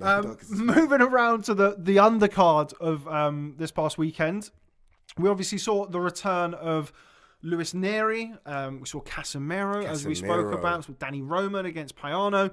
Let's start with Casemiro. A lot of people, or certainly some people on Twitter, were kind of earmarking a potential upset from Duke Micah against John Rail Casemiro. Obviously, I wasn't. Okay. No, I expected John Rail Casemiro to win the fight by stoppage. I didn't necessarily expect him to get to Micah so soon. It felt like the first time he touched him, I think the word I used on Twitter was like electrocuted. That's what it looked like. And it was quite uncomfortable viewing, watching, I think it was the second round, where Micah essentially was just buzzed up, walking around the ring. And the ref was itching to step in. Yeah, and I think he really should have potentially sooner. You have to kind of question the corner, sending Micah out. Obviously, it's his world title fight. And so I do get that. I'm certainly not, of a similar ilk of some of the corner decisions we've seen in the past, but he was clearly still very badly hurt. Yeah. And Casemiro's a deadly Even the time when I think the referee ruled it as a slip, and it was kind of a slip. He just fell. He just had no balance left. He literally got back up, and you can see the ref look at him like, are you hurt here? Should I stop this? Yeah, like, what's going on? I don't want to, because this is the co-main event and it's a big fight. It kind of reminded me a little bit of Tim Bradley against Ruslan Provodnikov when he kind of went down, seemingly innocuously, not on the end of a punch, and the ref ruled it not a slip, and he got up and he went down again. His legs were gone. Because he was so badly hurt. So, John Rail Casemiro, I mean, he knocked out Zolani Tete in his last, I think, 6 knockouts in a row now, and he's really, really gearing up towards that Naoya Inoue fight. I'm telling you now, he is. And going back to Duke Micah, as soon as he stepped in the ring, and look, it's difficult. I looked at his stance, and I thought, why are you so stiff? What's going on here? And then he tried to crouch down. I'm like, you're taller than him. Why are you not using your height? And he just looked way overmatched. And this is the problem sometimes. You get, I've covered boxing in Africa, and you get a lot of these African fighters that have wars early down against, it looks like they're fighting nobodies, but they could be fighting a guy that's 7-5, and it's a war. But he's a hard man. It's a hard man, yes. Same with the Mexicans, really. And although he was 24-0, I believe, he's had a few wars in there. And he looked like a guy that has had a few wars. Because like you say, as soon as he got touched, and I think it was a cuffing shot. It almost was to the top of the head. Like, whoa, it was the top of the head. Yeah. Scrambled his... Never recovered. But Casemiro, from nowhere, has got this power that's like... From nowhere. It's got this power that's unreal. It's unreal power, right? Him versus Inoue is going to be interesting, but he leaves himself open. He swings a lot. Yeah, and I can see Inoue just going straight down the pipe with a couple. That fight is going to be absolute war mayhem for as long as it lasts. For 4 or 5 rounds. 4 or 5 rounds, that'll be the fight of the year. Even if Inoue hits him, Casemiro's getting up. He's that kind of... You can see the way he showboats after when he's doing his little press-ups and stuff. He's getting up. He's going for war, but... An interesting one, but I always thought Casemiro was going to win that one. By knockout, I just didn't know when. I didn't expect anything from Duke Micah. And Inoue to beat Casemiro, in your opinion? Absolutely. I don't take anything away from that Nonito Donaire performance. That is Donaire just winding it back and just giving us one more. Inoue is a fantastic fighter, beautiful boxer, and isn't reckless, just comes to do damage and does it clean. So I would always favour Inoue against... The majority of fighters he's going to fight, unless he goes crazy and tries to jump a couple of weight classes. I was booked to go and watch that fight, Inoue Casemiro at Mandalay Bay at the start of COVID, and I've never got over the fact that it's been taken away from me. It's going to happen. Do you think when it happens behind closed doors? It's just not the same, is it? I don't think they'd do that fight behind closed doors. I mean, you could probably, I would assume that you'd be able to take that to Japan or take that to... wherever almost. So you can't take it to Macau. I always wonder in the fighters' minds if they prefer the fights being behind closed doors. I think it kind of depends on the fight, the fighter, who they're fighting. Are they used to having a massive audience usually? Imagine you got people screaming. Like I was watching the Charlos, and there was a couple of times when I thought that Charlo could have maybe gone for the kill against Revienchenko, which is smart that he didn't. And I'm thinking, if he's got 15,000 people roaring him on for the kill, maybe he makes a mistake and gets clipped. It's weird how I feel like more fighters are composed because there's no fans there and they're just holding back a bit and just boxing. Interesting. Elsewhere on the undercard, Lewis Neary, Yeah. another controversial figure throughout the sport. Various indiscretions, so Various. doping issue, Jeez. blown the weight a couple of times. Yep. Expected a lot more from him under Eddie Reynoso. Really flat, lethargic performance. I felt like it was, again, a great opportunity for Lewis Neary. Clearly, bantamweight was a big struggle for him. He's gone up to super bantamweight. Obviously, he's won the fight. He's now two-weight world champion. But it was flat. Yeah, we didn't see flat. the Lewis Neary that was bombing people out at bantamweight. This is the problem. When you have those indiscretions, people are always going to associate that now with the fantastic performances. And that's the issue. I was watching it thinking, is this because there are no more indiscretions? Is this because you are literally floating clean now? And that's the only thing I can put it down to. I think him and Reynoso will do work and it will get better. But like you said, I expected a lot more. It was flat, but you're right now. You're talking, he's got the belt, two-weight world champion. He's happy, moves on. Final one on that card, Danny Roman against Payano. Very, very good fight. Very, very close fight. What did you make of that? Yeah, what were the scores? 116, 112 across the board, I think. Let's have a look at the scorecards. Yeah, 116, 112 times 3, which I thought was fair enough. 116, 112, 115, 113. I thought it was a very good fight. Yeah, I think Daniel Roman just done the better of the work. A bit more busier. I think landed cleaner shots. In the end, was just a better boxer. But, 115, 113, 116, 112. I think if it's across the board, I feel happy about those kind of results. Because, for example, the Braiders daughter, because I think someone had it 114, 114. Yeah. I mean, come on. What is this? This is when I start to get upset when I sit on the green chair.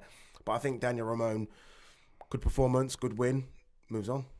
Okay, that's pretty much is that there all the internationals for this past weekend. Coming up next, I'm going to be joined in the booth by Fabio Wardley, unbeaten heavyweight contender, now the English champion. So we're going to hear more from Fabio Wardley coming up next.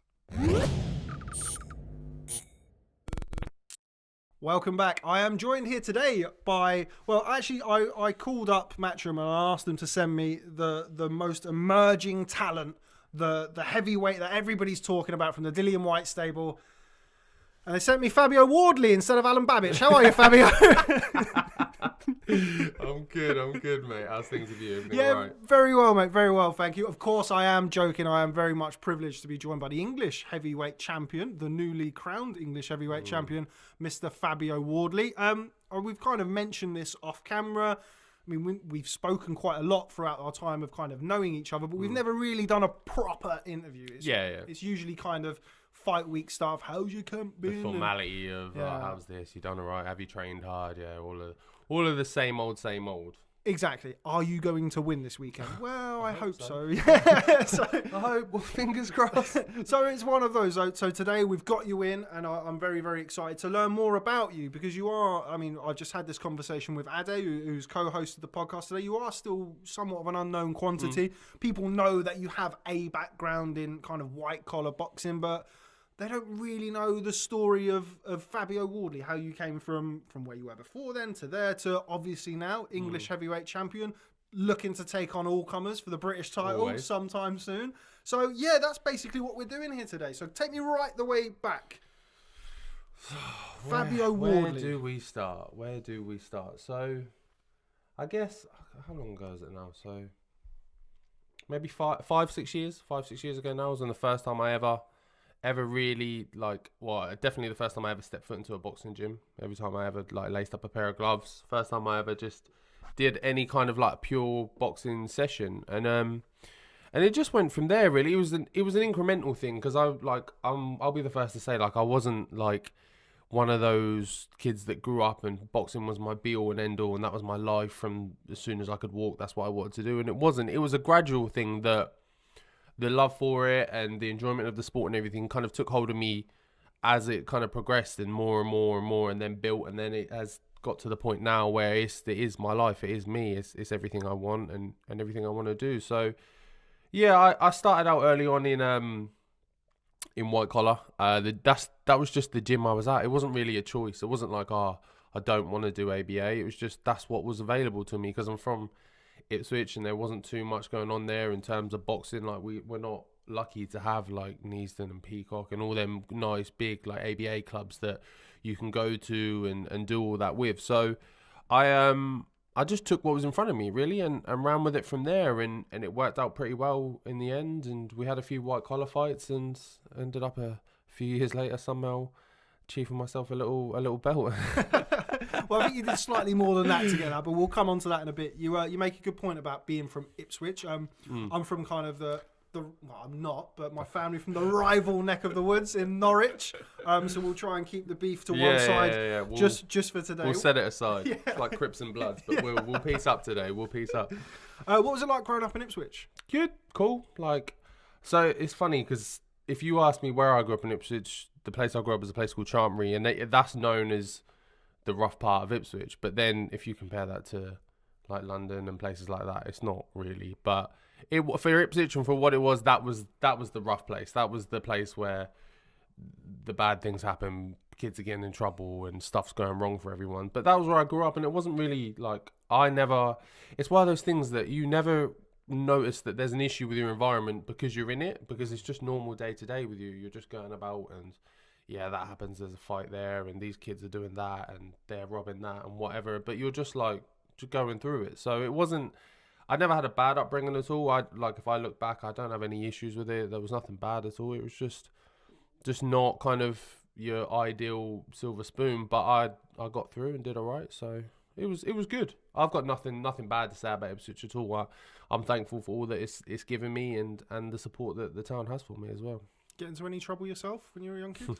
Yeah, that was funnily enough, that's the story of how me and my coach first ever met. So I was quite a, what's the word?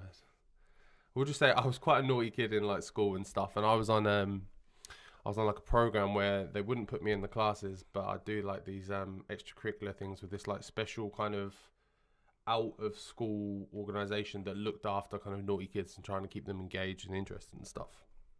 And my current boxing coach was kind of like the head or part of that program. So that's how I knew him from the start, was that he knew me from when I was like a young kid that was getting sent to these programs and stuff for being a naughty kid, and they'd take us and do things and kind of sit us down and have talks with us and just try and like edge us into the right way, right path.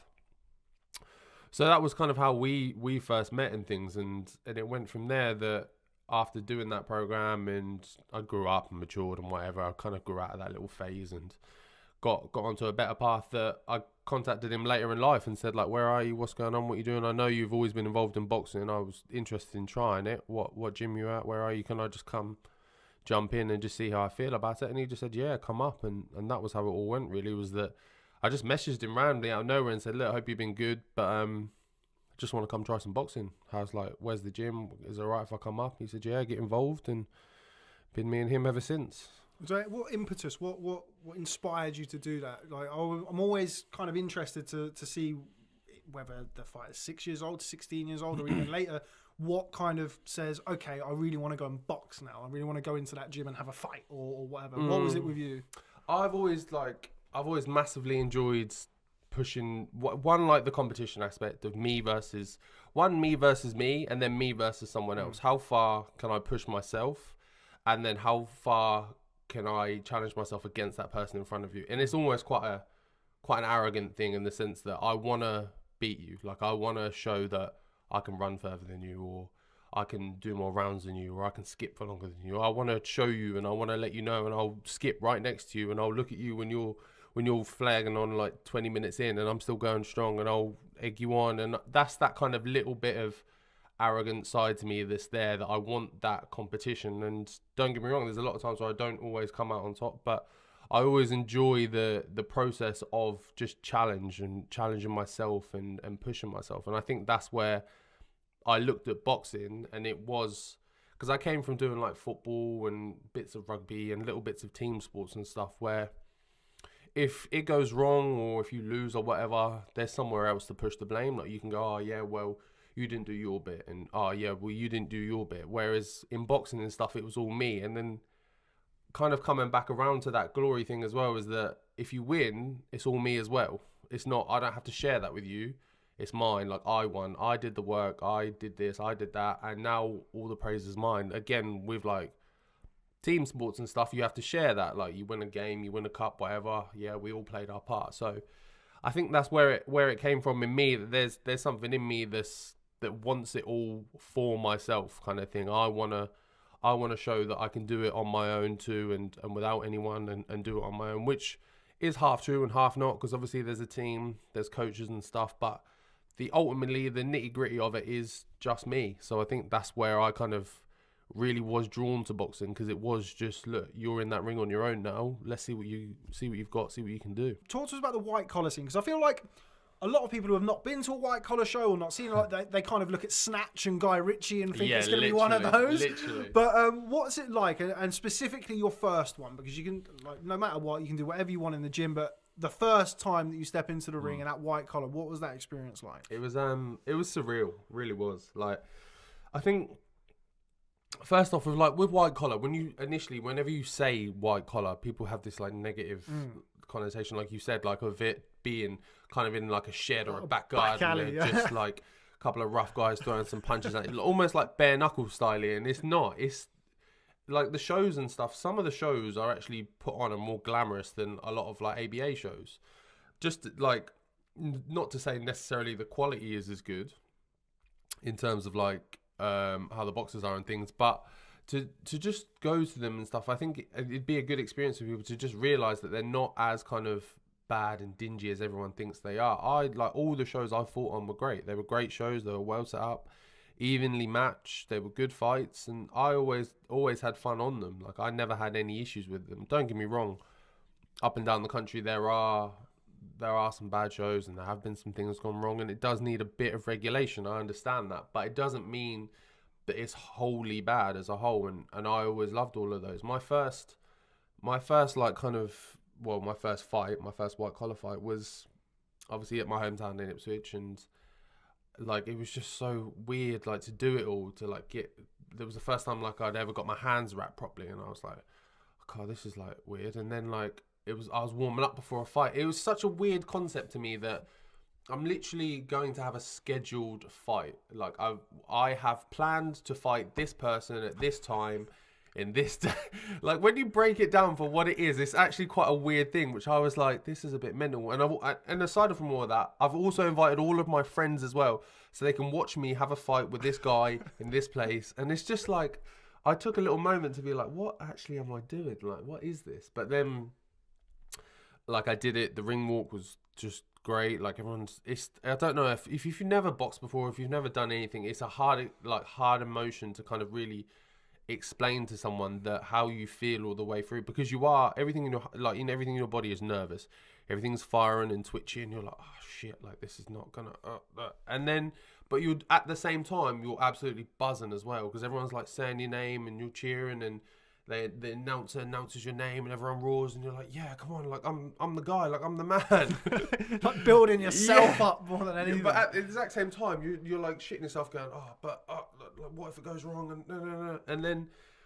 And then I think a lot of boxers and stuff always say that once the bell goes, you get that like tunnel vision where everything just goes and just disappears, and it's literally just you and that other person. And yeah, and I had my first fight. I won by KO and about 2 minutes into the first round. So, and then that was it as well. That's the moment I always say to people that was the turning point, the 100% moment where I was like, no, I'm in. Like, this is me now, because I'd done a lot of sports and I'd won like cups with football, and I'd just medals and awards and blah blah blah. I'd done stuff, but nothing had ever reached that point. Even though I didn't even win a belt, I just won my first like white collar fight. Nothing had reached that point where I like stood there, my hand was raised, and I looked around, and like, all my friends and family were like clapping and cheering, and everyone was buzzing. And I was like, nah, this is me. Like, this is my thing. Like, there's no way I can get away from this now. Like, I'm in. I know I'm in. So that was my moment where I was like, okay, this is for me. Even though you've kind of boxed on pay-per-view shows and you've boxed on Sky and stuff like that, in its own way, because that was the first one, because your whole friends and family are there, you've invited them along, come and watch me box. And like, I can imagine like some friends and family going, what are we doing here? Like, in its own way, was that the most nervous that you think you'll ever be for a fight? Yeah, definitely. Yeah, I think because it was the first. I'd never done it before. Like, that was, the whole thing was new. Like, now with fighting on fight camp and pay-per-view shows and whatever, I've done elements, I've done bits of the process. I've done the warm-up, I've done the fight, the ring walk, whatever it is. There may be some aspect of the whole thing that's new, but for the majority part, I've done it. So I know how to feel, I know what to expect. But that first time when everything's brand new, that's the one that literally has your legs like shaking before the fight, and you're trying to like jump. And when you see like boxers jumping in their corner before they're fighting stuff, I'm watching it going, I know what you're going through. I know what it is. You got them heavy legs. They'll go, but I know what that is. It's so funny. You see all the cues of other boxers doing it and stuff, but it's and I still like when the shows were on. Obviously now with Corona and stuff, it's not. But when the shows were on, I'd still go and watch and like, because I'm still at the same gym, so they still do white collar shows every few months and stuff. Or again, at least they did. And I still get that nostalgia fit. It's weird that I still, like, I've boxed on pay-per-view shows, I've boxed on fight camp and stuff, and I still sit there and go, I would like to come back though. Like, just because it's like, it's so like, it's weird because it's where everything started and it's homey. It feels like home almost, that I know everyone there and I know everything there and the process and how it all works and stuff. And it's just nice to, because you're not only going out when you fight, you don't only go out there to your fans and supporters, but everyone else is, and everyone from the gym is there to watch you, and it's just a good like community vibe of it. So it's just I sit there, like I help people warm up and do little bits and bobs that I can, and there's always a little bit of me that goes, I miss this, like I miss this bit, because you're all in this like a big old changing room together, that everyone from the gym's trained together for however many weeks, and then you've all sparred each other, and you're all getting ready for your fights at the same time. It's a big, like, and you go do yours and you come back to the change room. How do you get on? How's that? Blah, blah. And it's like a big, like I say, community thing. So there is a bit of me that goes, yeah, I kind of miss this. But obviously it's not something I could go back to now. But maybe when I'm 50, 60 or something, I'll just try and pull one out of the bag quickly. For one night and one night only. Now, obviously, we've mentioned the fact that you came from kind of the white collar background. You didn't go, you're not Team GB superstar here and Team GB superstar there. Yeah. Do you feel like, but you must have studied boxing to some degree apart from being in the gym, because I watch you fight. I have a keen eye on all of boxing since I was very, very young. You do a lot of things that you wouldn't customarily associate with a white collar fighter, whatever connotations come with that. You have a lot of natural ability, a lot of natural looks that you would see from somebody who is a more seasoned fighter, somebody who's been through the amateur system. So you must have, from my point of view at least, studied or watched or tried to take bits and pieces from fighters around that time. Yeah, massively. It was again when I made the decision to be like, okay, this is for you, like this is what we're doing now, we're gonna do this fully. I also had that conversation with myself that, yeah, but Fab, you're starting at 20, which means most of these guys have at least 10 years on you, and there's a big gap already, because they already had their 50, 60 amateur fights. They're now turning over, or they're just about to, or they're already in the pro ranks with 5 or 6 fights under their belt kind of thing. So I was like, there's a gap there and you need to make that up. And the ways I decided that the best way to do that was sparring. So run around and get sparring with anyone and everyone that I could, just wherever, whenever, just tell me where I need to be, and I'll do it. I'll get there. And the other thing, like you say, was watching a lot of film and trial and error, really. Like I would literally sit there and watch like a clip of Roy Jones, of Ali, of Lomachenko or whatever, and I'd watch it on like YouTube, and I'd watch it and then go, okay, rewind 10 seconds. Okay, so he puts his foot there. Okay, rewind. Okay, so his hand goes there. Okay, rewind. So the opponent moves there. And then it'd be like a process of trying it. I'd like work it on the bag first. And I'm like, okay, so now I know where to put my feet. Okay, so let's go on the pads now. Okay, it's a bit different on the pads because he moves there and you move there and you're going to bump if you do that.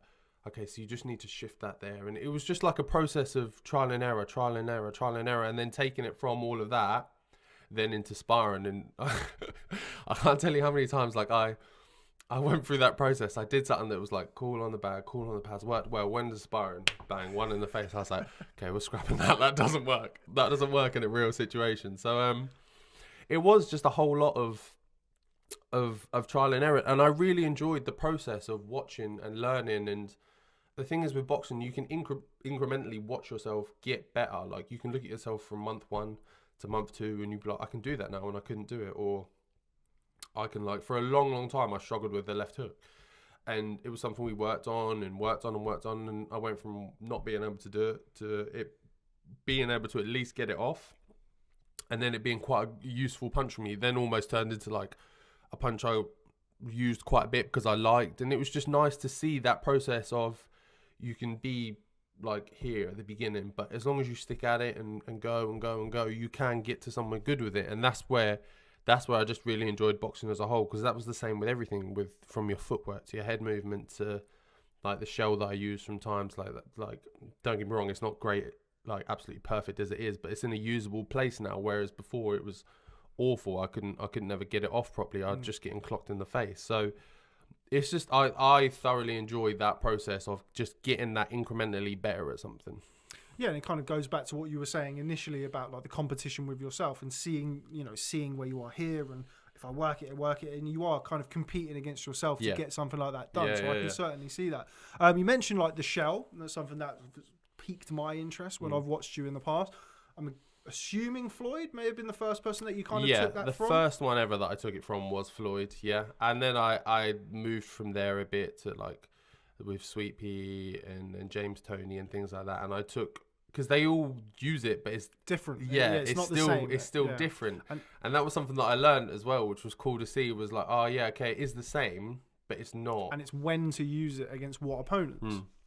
That was another thing that I learned as well. Again, when I say about doing sparring and just getting clocked in the face, after the first few weeks of using the shell, I was just in it 24/7. I was just shuffling over to the guy in sparring. I was shuffling over in the shell, and I was like, and then just getting clocked. I was like, that's not working.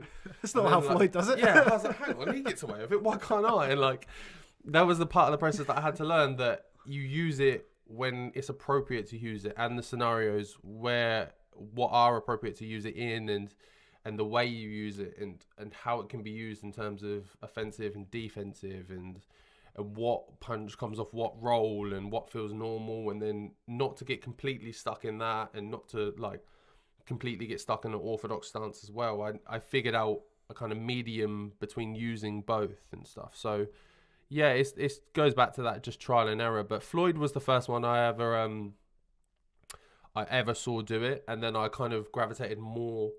I found obviously Sweet Pea along the way, and then I gravitated a lot more to kind of James Toney and the way he used it. One, because he was bigger, and I just felt the way he used it was a lot more fluid than Floyd's. Floyd's was quite almost stiff, like, and he was only really ever getting off that counter right hand, whereas James Toney did like dip to the side and get to each side of your body and things, which was something I appreciated a bit more. So that was kind of, I took a bit more from there. How did a man who was doing recruitment for health and social care and this and that from Ipswich meet Dillian Whyte? How did that happen?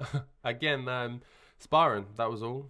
It was just through sparring. The opportunity came that he was getting ready for, who was the first one? Robert Hellenius. Yes, Hellenius. And I obviously wasn't, and I think at the time he didn't actually know who he was fighting. So he was just getting sparring partners and where he could and stuff, and I got the call and said, do you want to come up? And of course I said yeah, and I drove up to it was one of the weirder sparring sessions or kind of things, because it's funny, because when you're on the outside of it as well, you think, like, I'd only just been in boxing, so I was like, shit, like Dillian Whyte, like he's up there, he's at the top, like he's one of the big names in the sport, so I'm going to go to this massive complex, it's going to be like proper sports science-y, all this like really big boxing, like mental. I was like, this is gonna be good. And I went there, and it literally, the first time I ever sparred him was like a big old open garage, and literally next door was a car garage, and then I guess the car garage owned both parts, but they split it into two and just rented out the other side. And Dill literally just threw some bags and threw a ring in there. And that was where he sparred, and that was where he trained. And it was literally just this big old grunge. It was on some weird old industrial estate up in Loughborough. It was just like so strange, like a million miles from where I thought it would be.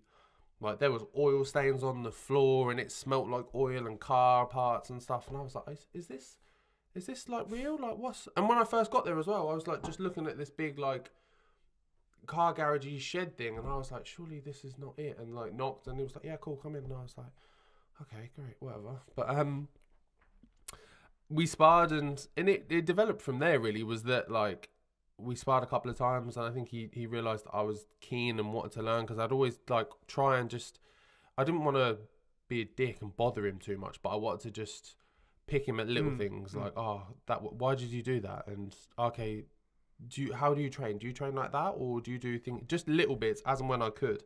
And I think he noticed early on that I wasn't just like here for the kind of gags of it. I wanted to learn and what to do better and do better. So he just kept me around more and more. And I think we like sparred for pretty much every camp since then. And I think the one that was the big kind of one where we spent a lot of time together was when he was fighting Joseph Parker. And I was there for the full camp pretty much. And he saw that like I just wanted to get better. I just wanted to be better. I wanted to be a part of it, kind of wanted to be in the mix. And like there was things like, he'd like try and say, I need you for sparring on this day. And I said, look, I can't, I've got work. And he was like, nah, look, I need you. And I was like, okay, fuck it, I'll like lie about work. There was the point where I was like cancelling shifts, or I was doing favours with someone at work saying, look, can you just do that and I'll do double yours or whatever, just anything, just like, can I go, just any way to go. I'd like I worked in a gym on reception when I was doing all that, and I'd literally go spar a deal in the morning and start like my shift at like 4 p.m. or something, still like half bruised, half cut. I'm on reception going, hi, welcome to the gym. And I've got like a black eye and stuff. And they're going like, who's this freak on the gym floor? Like, what's going on? But I was just doing anything to get there and be in the mix and be around these people, because that was the way that I kind of, I saw it happening, and just progressed over time, that we built up a good relationship, a good friendship and stuff, and looked out for it. And he always, even though he didn't need to in any way, because I was signed to someone else, I was in my contract and whatever, he still checked on me, and he was still like, so how's your training going?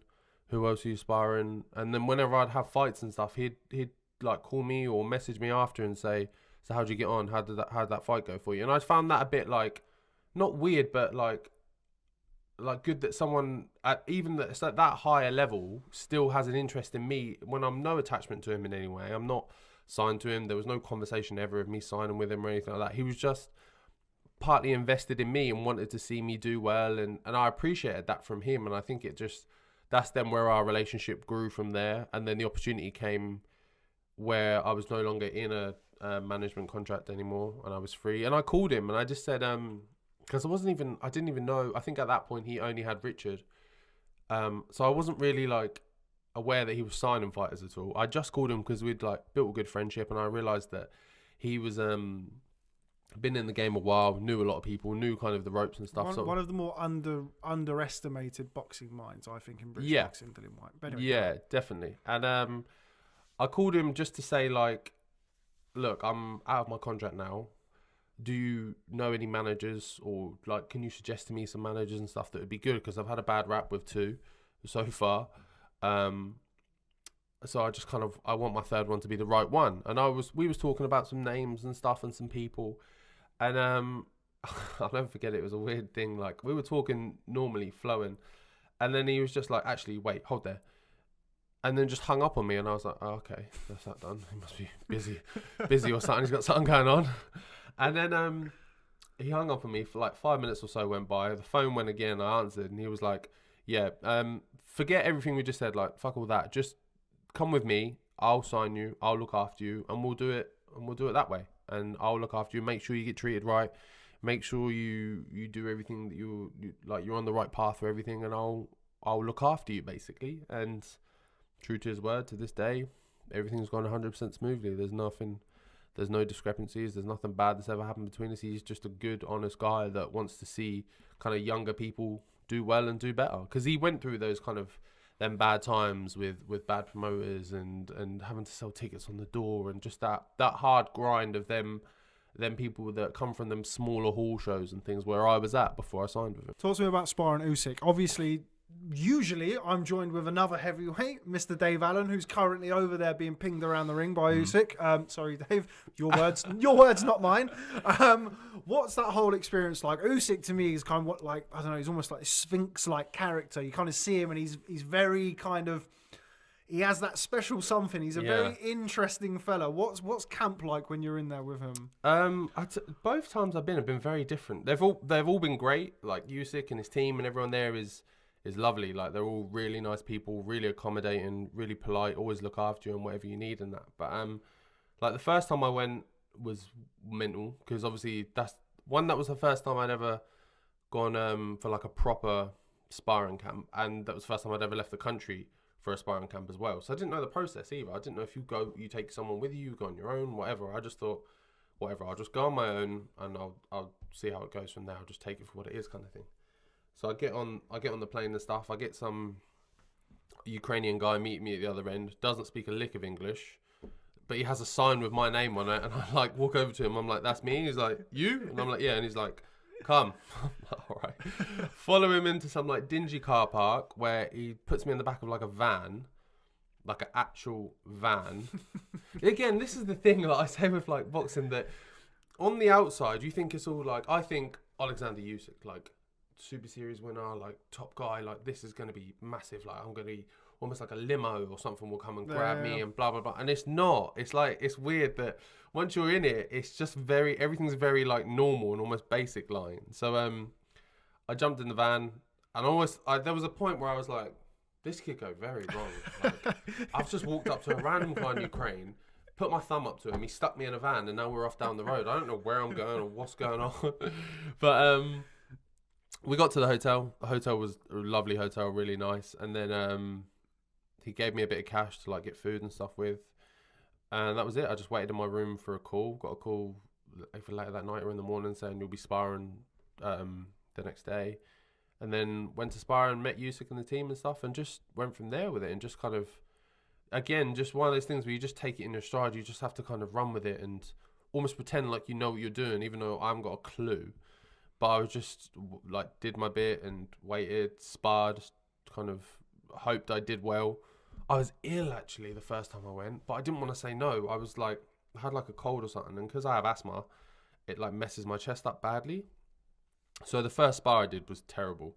Like I could barely breathe, but I wanted to do it and I wanted to get through it. So I did, and then as it progressed, I got like the cold wore off and I got better and better and stuff, and it was good. Now, one thing that you had to prepare for, which nobody had really prepared for properly, was fight camp.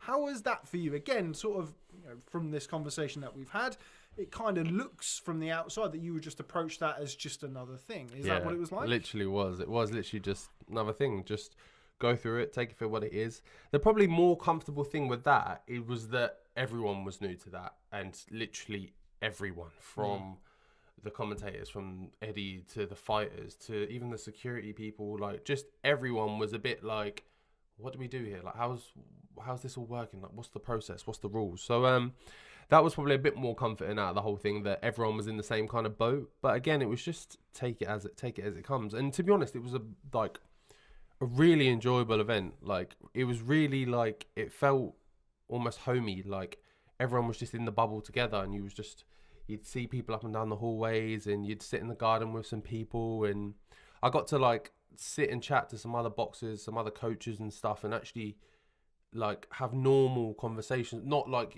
you say when you do like the media things, this how was your camp, have you trained hard, are you gonna win, blah blah blah, and it's like that same old stuff. Whereas like the day's gone or whatever, we've all done our bits, and then everyone's just chilling in the garden for a bit, getting a bit of sun, and we're just laughing and joking and like pissing around with like Dave Coldwell and Jordan Gill, and just messing around and just but having a laugh, and it's all a bit more normal and stuff, and you almost kind of forget like what you're there for. You just think you're just having a chill out and a laugh and a joke with some mates around. So it was a good event. It was nice to be a part of. It was definitely something I'm going to look back on in years and say, nah, that was real good fun. And I think you can kind of get that from the vibe, and like all the content that came out was quite just fun. It was just like funny and just messing around, and just because there is a lot of spare time, there's a lot of nothing time, like it's difficult to kind of fill your gap. So it was like there was just a lot of just pissing about really, and just having some fun, and it was nice, and I enjoyed it. And then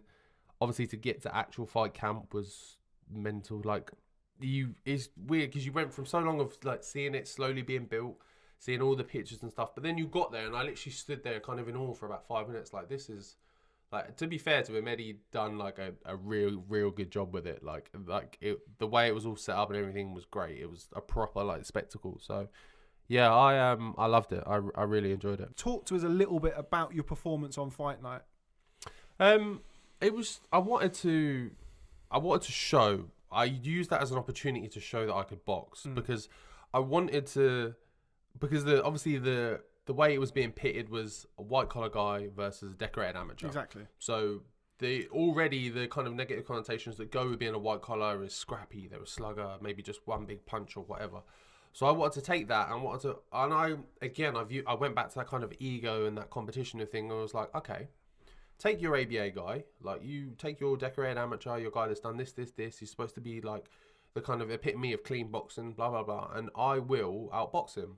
I will ping him with a jab and I'll poke him and move him and he'll barely touch me. And I'll show you that I can do that. And not only me, but other white collars can do that. And just because you come from white collar doesn't mean all the things you're already attaching to it. And that's how I took it. So for 2 rounds, that was what I did. And again, it sounds a bit arrogant, but I barely got out of second gear. Like, I was chilling. I was just relaxed. I was just playing, poking the jab, prodding a few things, saw a few gaps, let a few combos off, then got back to boxing, then got back to poking and prodding and jabbing and moving and just a little bit frustrating him. And that was all I wanted to do for a bit, was just, and to be honest,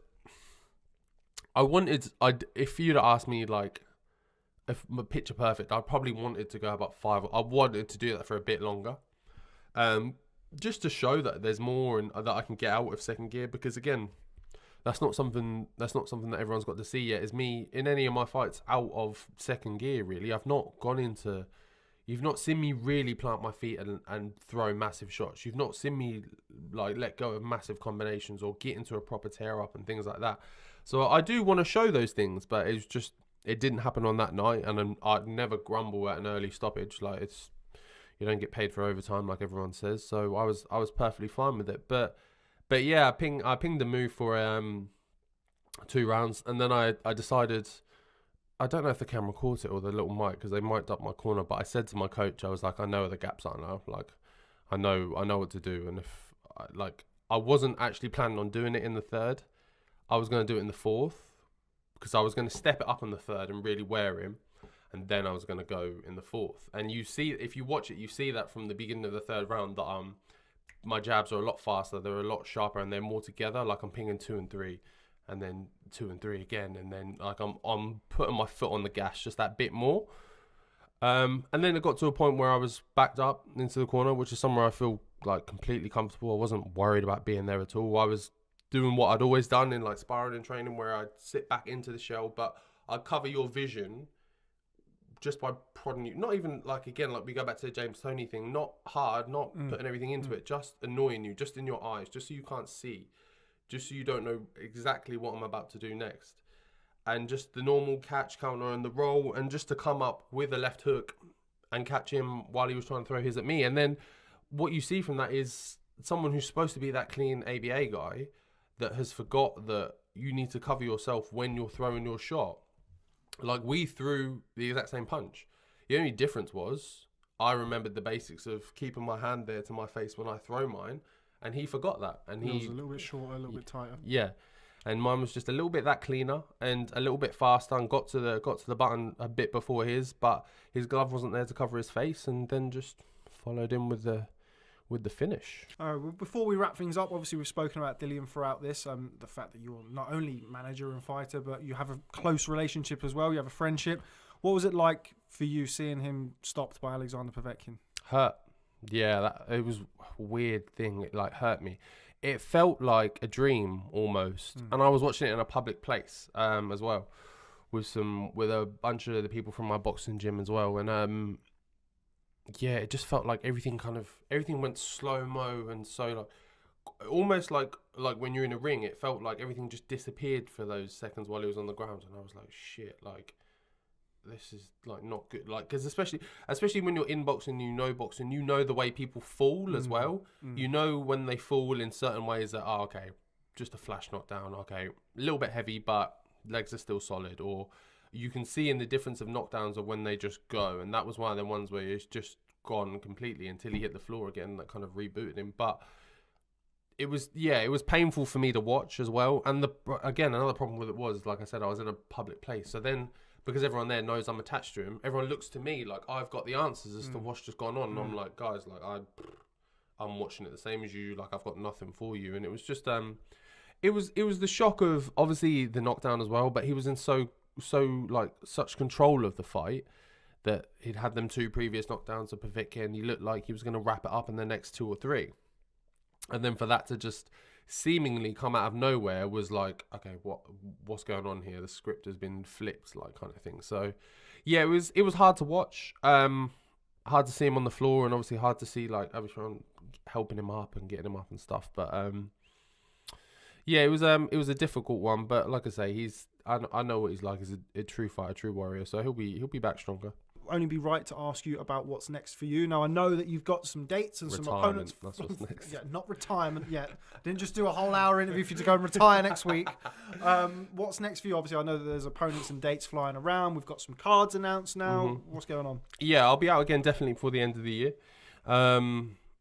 Date is not too far away, a couple of months. And then the opponent is... That's in the air a bit. That's more of a difficult one to kind of pin down. It's just we've got like offers out there and things to people. We're just waiting for responses, seeing what people say and stuff. But I'm ready to go. So I leave that side to the team. I say, look, I'm ready. So just set me in and I'm good to go, kind of thing. So they'll do all that, and they just let me know and go, by the way, you're fighting this person. Cool, no worries. I'm good. So yeah, that's the plan. Stay busy, stay active. One more before the end of the year. Enjoy Christmas as much as you can with old Rona flying around, and then back to it next year. We get a day off, don't we, on Christmas Day? Boris was saying, no rule of 6 on something Christmas like that. Who knows? We'll see. Okay, Fabio Wardley, real pleasure to do our first proper interview outside of all of the mundanity that follows around Fight Week. But been a real pleasure to have you in here and listen to your story so far. I hope that the next period of your career is as interesting and as fruitful as the start of it has been. But congratulations on getting to where you are even now, because it's fantastic. Because nobody from Ipswich ever does anything. So thanks very much for speaking to Boxing Social. Yeah, I'm going to have to be careful if you do bring a show back there. Shout out Norwich. Thanks very much for speaking to Boxing Social, and I'll catch up with you soon. Thank you very much.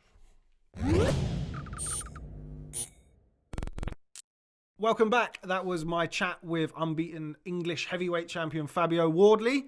What do you make of Fabio Wardley? He's kind of come out of nowhere, really. I really like the look of him. I think he's shows some really nice looks in his fights that he's had. Yeah. You wouldn't believe that he's just come essentially from a white-collar, unlicensed background. Fantastic story. I actually got shot down a bit because I said he was too small. Because he does look too small. But then I saw some photos of him next to like the likes of Dillian Whyte. And I didn't realise how tall he was. But his frame is small, isn't it? That's what it is. He's got a small frame. But I like Wardley. I like this new crop of English heavyweights. Because I feel like we've had the same heavyweights for years. And we've seen them kind of all go up. And now there's a couple more coming up. There's Adelaide as well, under Frank Warren. So fingers crossed, what we like to do. We always like to kind of prop the path and see if they meet each other. But I like Wardley. I like him a lot. See what Dillian Whyte's doing with him. And obviously, because it's Dillian Whyte, he will be put on cards and he will get the fights. I'm looking forward to seeing what the next 2 years bring for him. Yeah, me too. You make a good point again about his dimensions. You're kind of used to seeing these heavyweights of 6'9" and 260 and stuff like that. He's not that, but he's not a small man. He's almost a Ken Norton kind of throwback, But he is a lot bigger than Ken Norton. Like the small heavyweights of today would still be giants back in the day. Like Big George, I think with Big George Foreman was 6'1" or 6'2". Crazy, right? How crazy is that? Small George. Yeah.